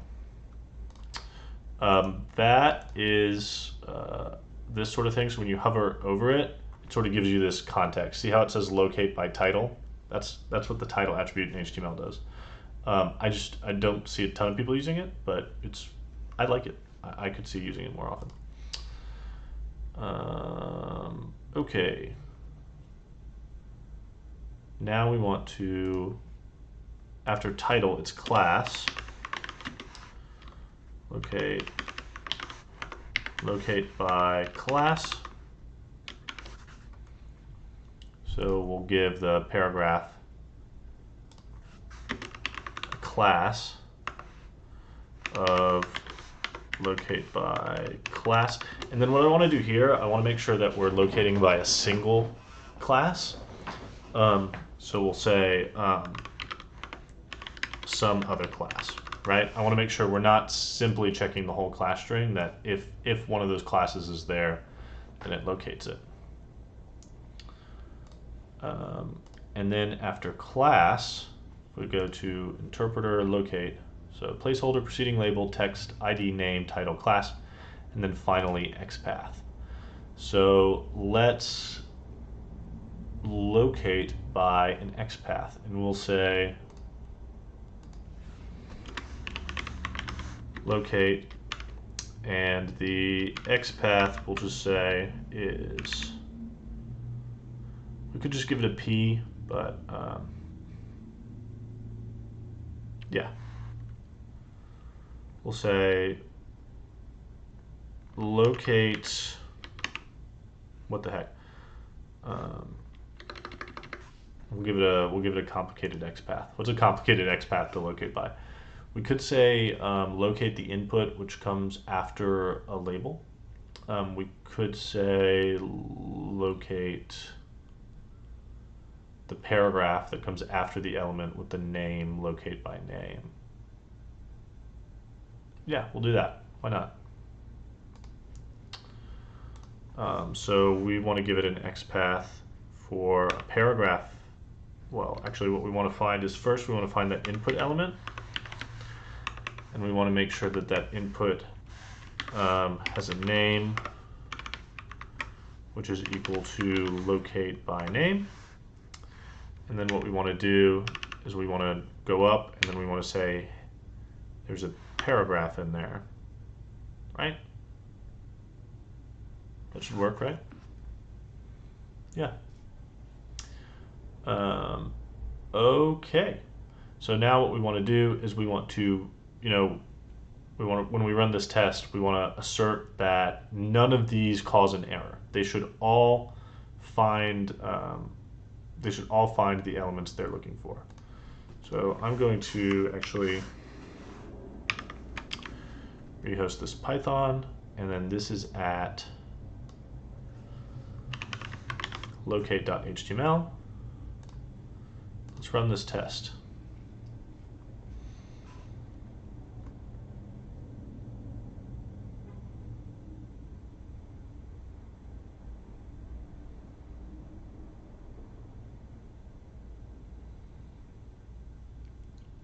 And it should run fairly quickly, right? Yeah, sweet. Right, it did basically a no wait query for each one, and each one matched something very quickly. Cool.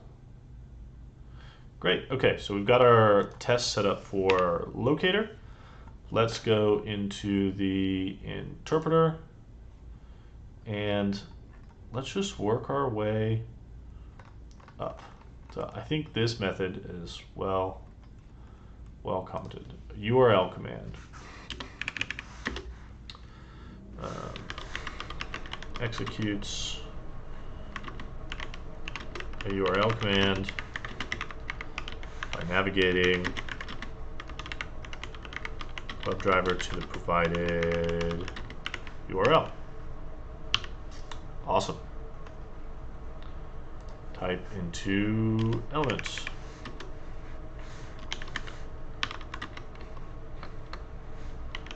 Tries to type, we'll say, executes type command by trying to type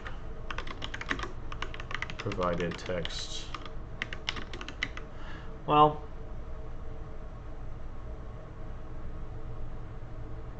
I don't know.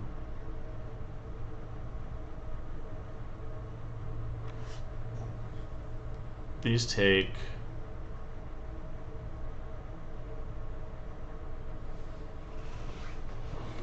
I don't even know that these need docs on them.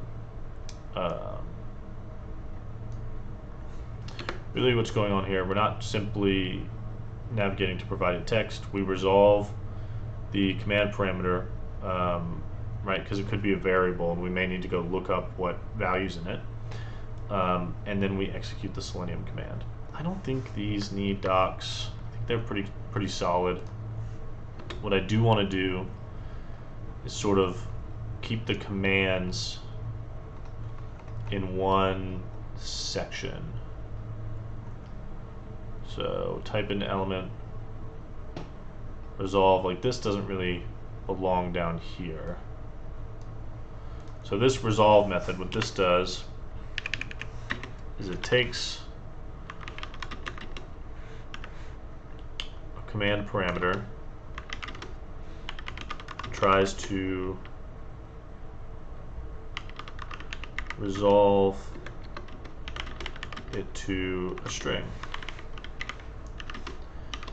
If it's a user provided string literal,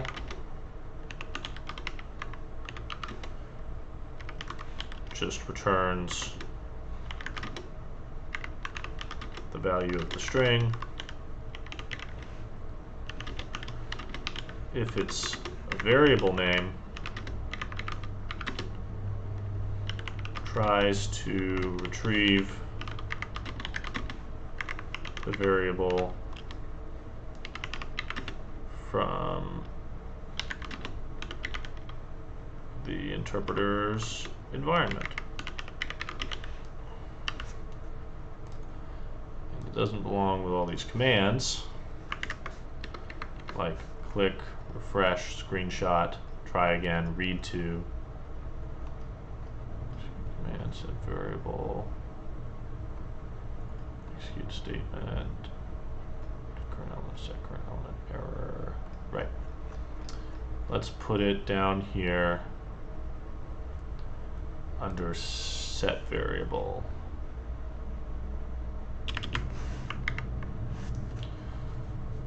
Resolve.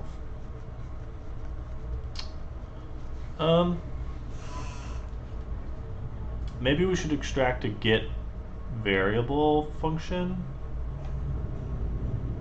right?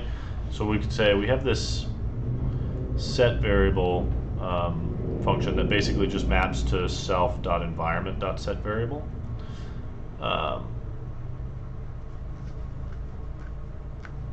And the reason it does that is because we basically take a set variable statement and we just want to unwrap it, or we want to destructure it.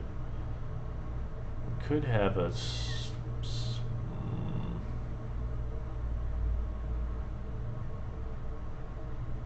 yeah, I mean, why not? We could have pub function get variable and mute self, and you just take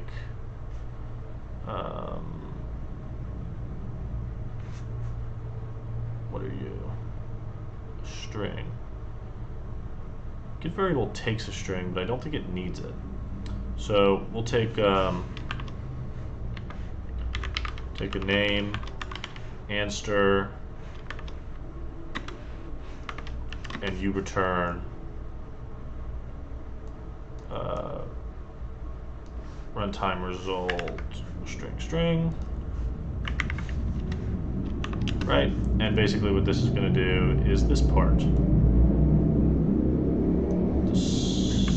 Self.environment.get variable. We'll say name.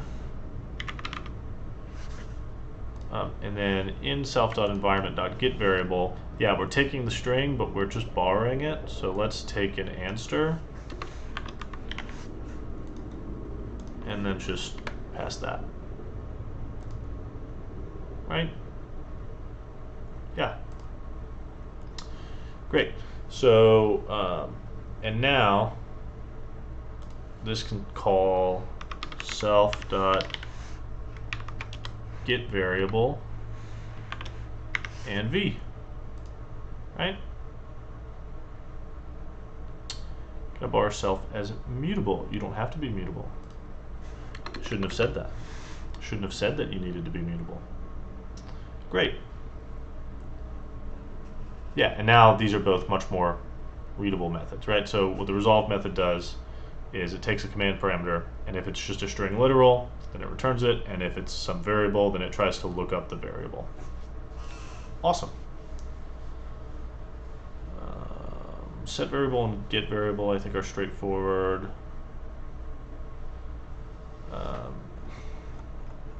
And then down here, we can have a sort of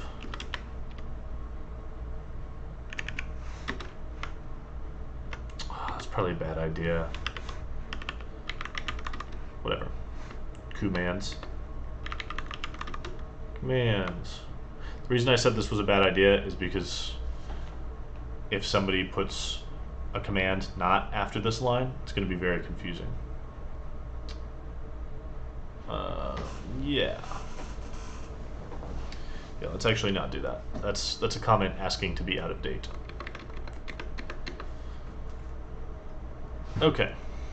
So let's start at the top of the interpreter. So we have the constructor, we have the interpret method,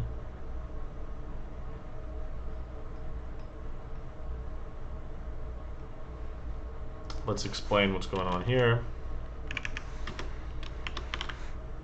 Return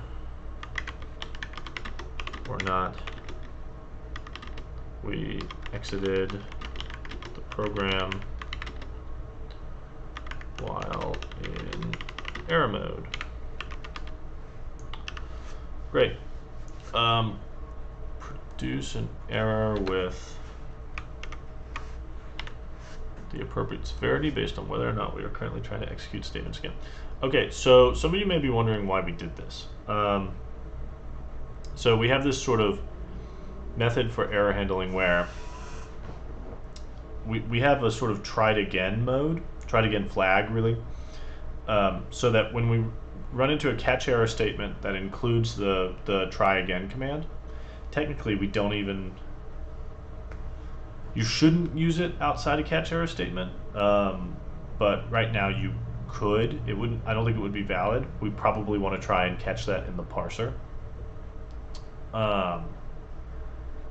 But anywho, we have this concept of try again, where we go back up to the last couple commands we ran from the last time we handled an error, and then we re-execute those commands. And if we error while trying the same block of code again, meaning we errored twice, then we want to actually exit the test completely rather than just going back down to the catch error block, because we don't want to get stuck in an infinite loop. We could have done that simply by, like up here in the interpret method, yeah. So here we are matching on the severity of the error we're returning in order to determine whether to properly exit or to just go down to the the next catch error block. We could have simply matched on self dot tried again, right? And then our custom error, right? This runtime result would be much simpler, or would be slightly simpler. We wouldn't have to have this severity enum. We could just call it result runtime result t. I think I want to keep it because I've mentioned before that I plan to add configuration options as global variables. I think part of that is going to be enabling and disabling parts of the syntax. So I might want to add the ability to sort of turn off error handling, meaning like there's no concept of a catch error statement. Some people might want to do that because they might want to be very strict about saying we want small, small tests that if they error, there's no reason to try and do the rest of them. So they may want to configure that, and so we may want to build in a way that build in a way into that error method to say, hey, if this variable is set, then the severity is always exit. So yeah, that's why I want to do that. Okay, let's talk about our error. Type alias for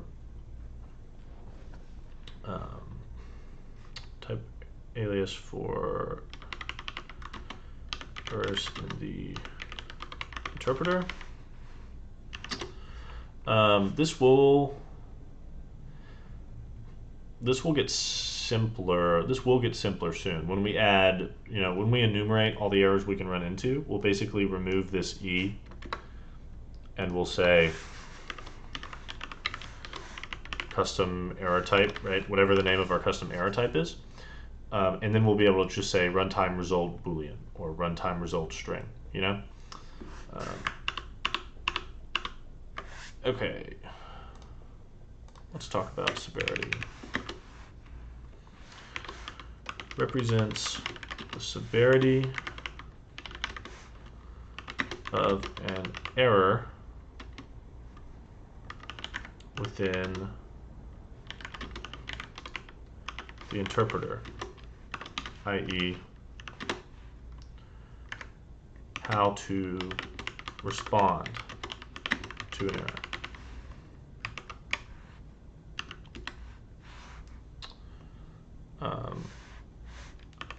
On a recoverable error, the script will go to next catch catch error statement on an exit error. The script or the interpret method will early return, right? I think that's straightforward.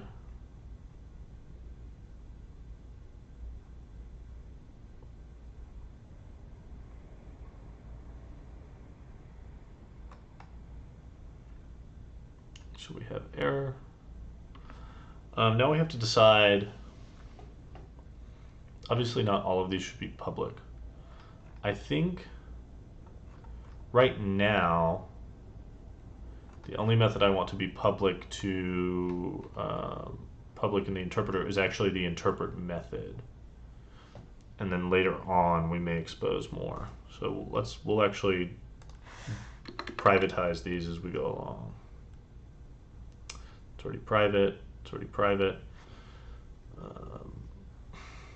Set current element. Get current element. Yeah, these are helpers used by the locate command, or helpers used by the commands. Set current element is used by the locate command. Get current element is used by most of the other ones. Okay, execute statement. Executes a single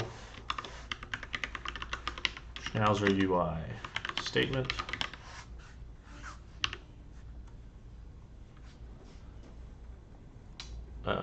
Let's talk about how this works.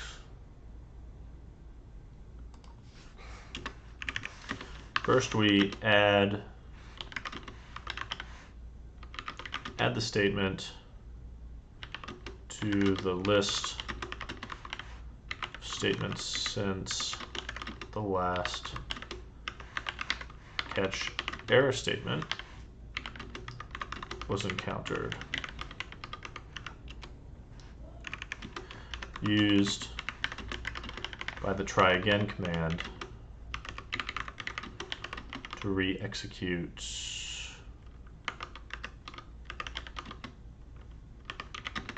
on an error.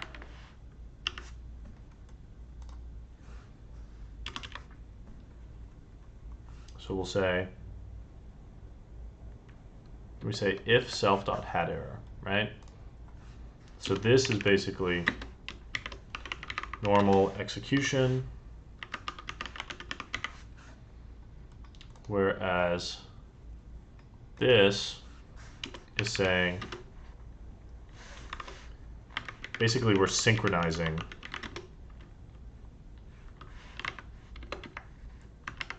after an error, right? So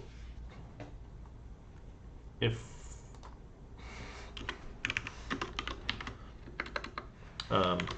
read in the rest of the statements until catch error for possible re-execution. And then here we want to execute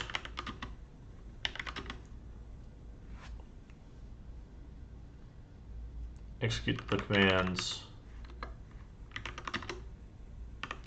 on the catch error line, right?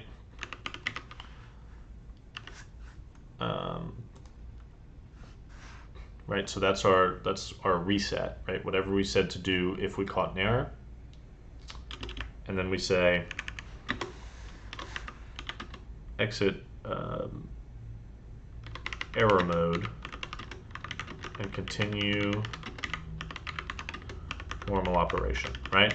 And if we wanted to try commands again, that would be contained within this command statement. Okay, in normal execution, I think it's pretty straightforward, right? like all of this is extracted. So let's comment this. Comments are simply added to the report log. That's right. If we hit a catch error statement, but no error occurred, we don't do anything, and we clear statements since last error.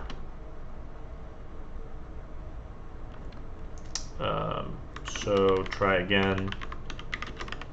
Command doesn't re-execute the entire script, right? Just the command since the last error. Set try again field to false. Okay, so this command was inserted by the interpreter. It's part of try again. It's part of executing try again. Reaching this command means the second attempt passed, right, without erroring.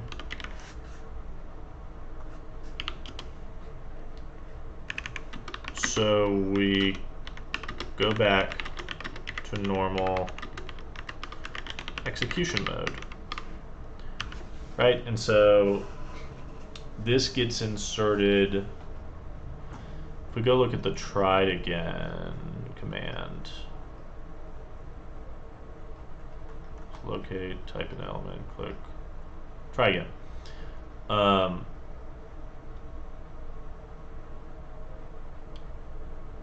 We add the set try again field to false, and then we add all the statements since the last error handling. Now, where are you called? You are called as part of this, right? When we execute, when we have a catch error, let's look at a catch error.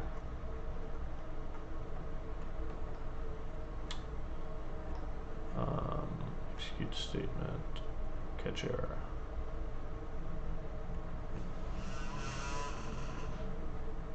We don't re-add the catch error statement, so presumably it won't execute the catch error statement again. Great.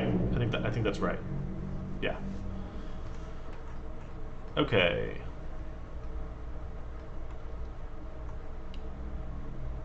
Things like execute if statement, I don't think that needs comments right now. Execute command, read to. I guess we'll add that stuff, but okay, where were we? I was in here somewhere, right?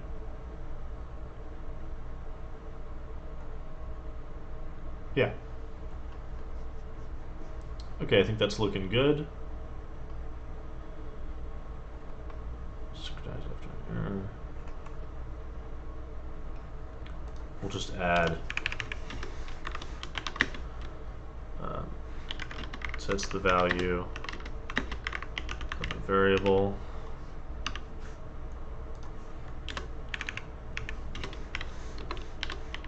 Tries to retrieve the value of a variable.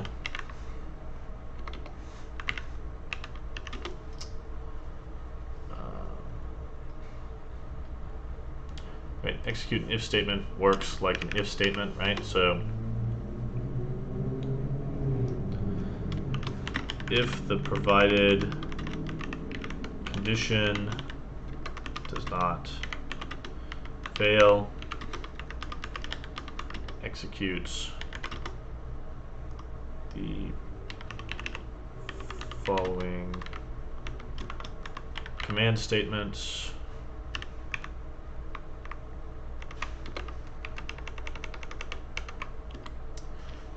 Note,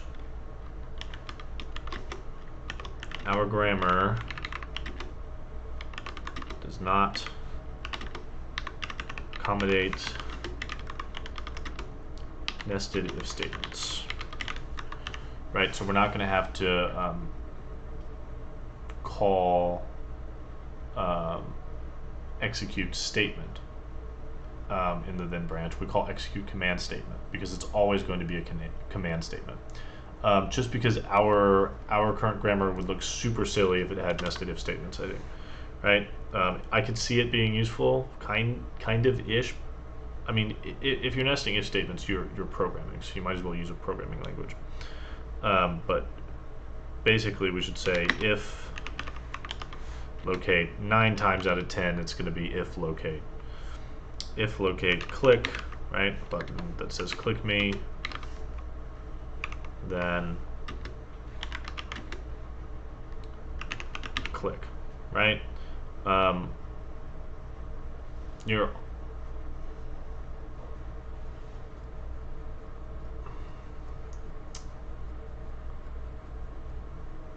We might want to have a shorthand for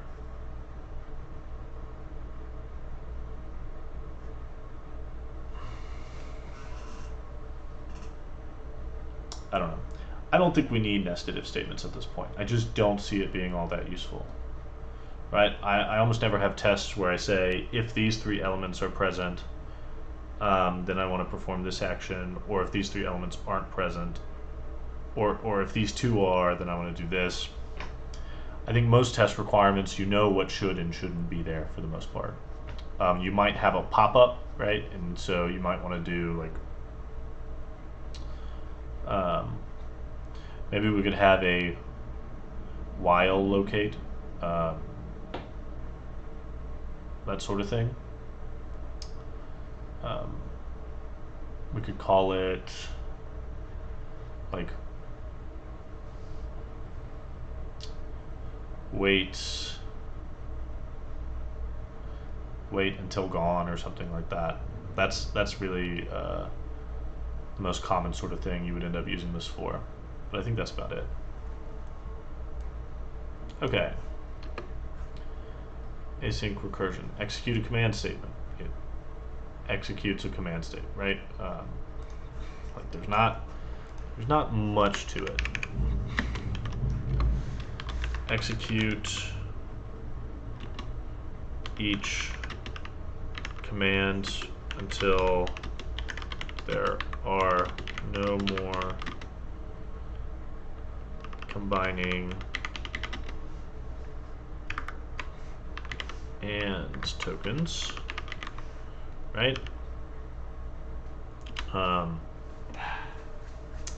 Then we want to fail early if one command fails, right? If a locate command fails, if it says locate username and type test@test.com, if locate fails, we don't want to execute the test@test.com part. So that's what this does. Thanks to that question mark. All right, execute command is very straightforward. It's all extracted to methods.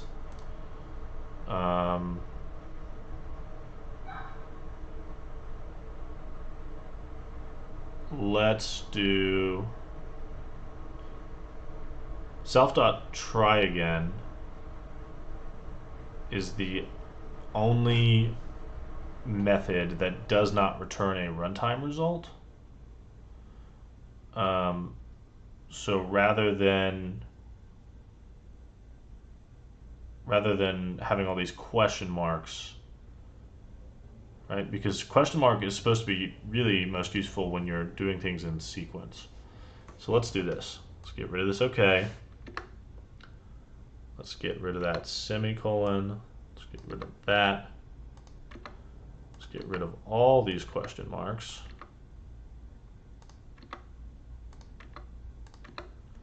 And let's just say, okay, right?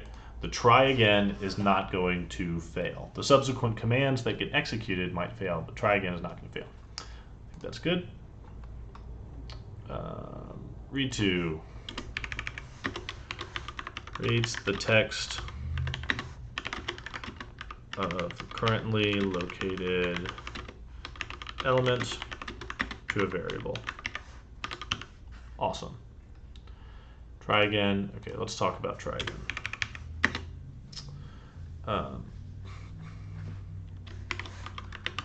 Re-executes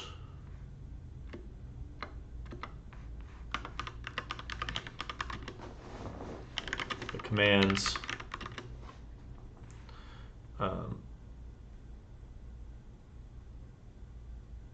since the last catch error statement.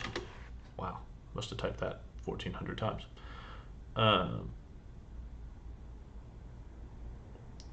And then, yeah, that's really all I need to put right there, I think. Right, we go into try it again mode. We can say like,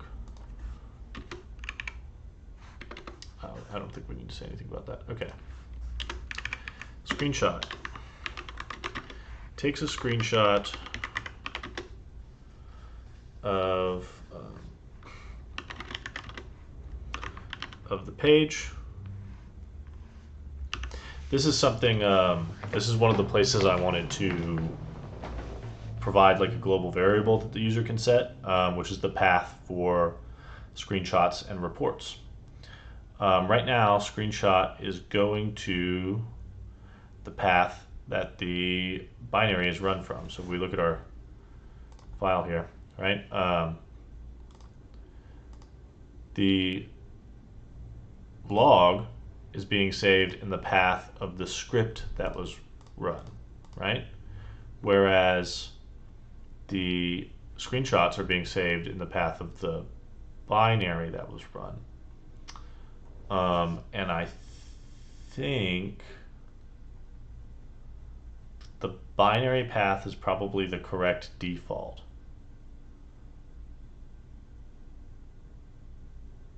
Well, no, I think maybe this script run is probably the correct default, right? Because eventually we'll have a CLI where you can pass it a folder and it will sort of recursively walk looking for scripts and run the scripts in place. Yeah, I think that's what I want to do. That way people can just sort of have a folder with all their scripts, and then they can just run one command and it will run all of them and put the logs and the screenshots and whatnot in the right place. So let's do that. Let's fix that really quickly. So if we look at lib, that should be where we configure, no, in the bin, CLI. Right, so we say the file path that we read in is the file path we're using. Right, that's where we're getting that file path for the script. So let's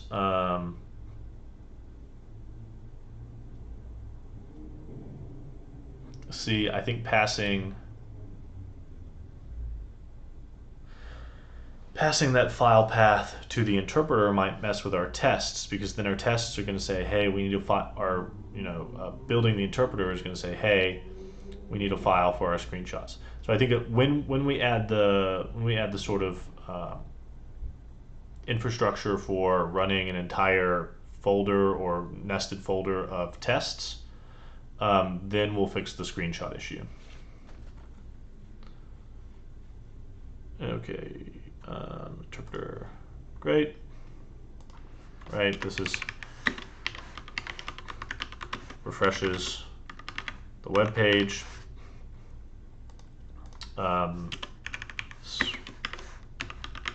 clicks, or we'll say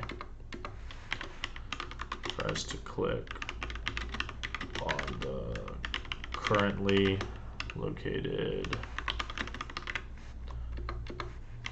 web element.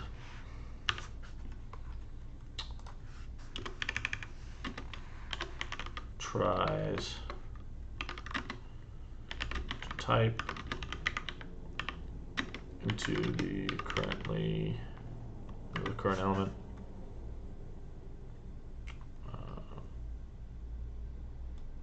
And URL command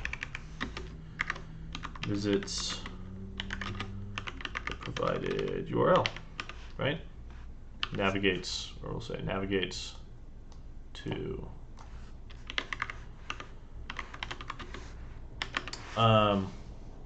we are going to be adding more commands soon as well.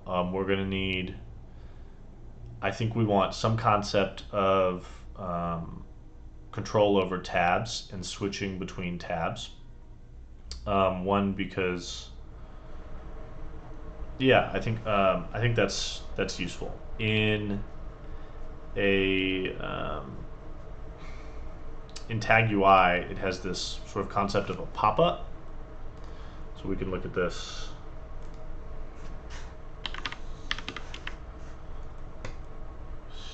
Reference steps web pop-up modifies the next steps to be run in a new tab. So if you click a link and that causes it, if you perform some action, right, and that causes some new tab to be opened, then you say pop up and you give it some part of the URL that's going to uniquely identify it. So the reason for that is maybe you want to just type the stub instead of the whole URL, right? Or maybe it opens up a third-party website and you don't want to type the whole thing. You just want to say like Wikipedia or something like that. But I mean, that's a fairly good strategy. I think I want the ability to manually open a new tab as well, because when people are writing these scripts, they may be filling out a form, right? Get halfway, they may be doing like REPL development, right? And they're having their script fill out a form, and then they get halfway through the form and they realize as part of filling out that form they want to look up something on another page. And I don't want them, if they were just writing a script, they could refactor to do the value lookup first, assuming they have the information they need. But if they're doing REPL development, that's a real pain, because then they got to stop the REPL development basically, or visit a different URL using the REPL development, and then have to go back and refill out that form information potentially. So I think we'll probably use the unique part of the URL strategy. But I think what we'll do is we'll also provide a command just called new tab that opens a new tab and automatically switches to that tab so that you have the chance to navigate to a URL. Yeah, I think that's a good idea. I'm gonna write that down. Let's do it in the parser, and let's just say to do, right? Add new tab command. Yeah, okay, so if we look at the interpreter, I think that is pretty good. So we've done quite a bit of refactoring. We've got a very good README up, and I think this is starting to be a pretty professional project. Good work, us. All right, I will see you in the next video for whatever it was I promised we would do in the next video. now I can't remember, so I'll rewatch this and figure out what I promised we would do, and that's what we'll do. See you then.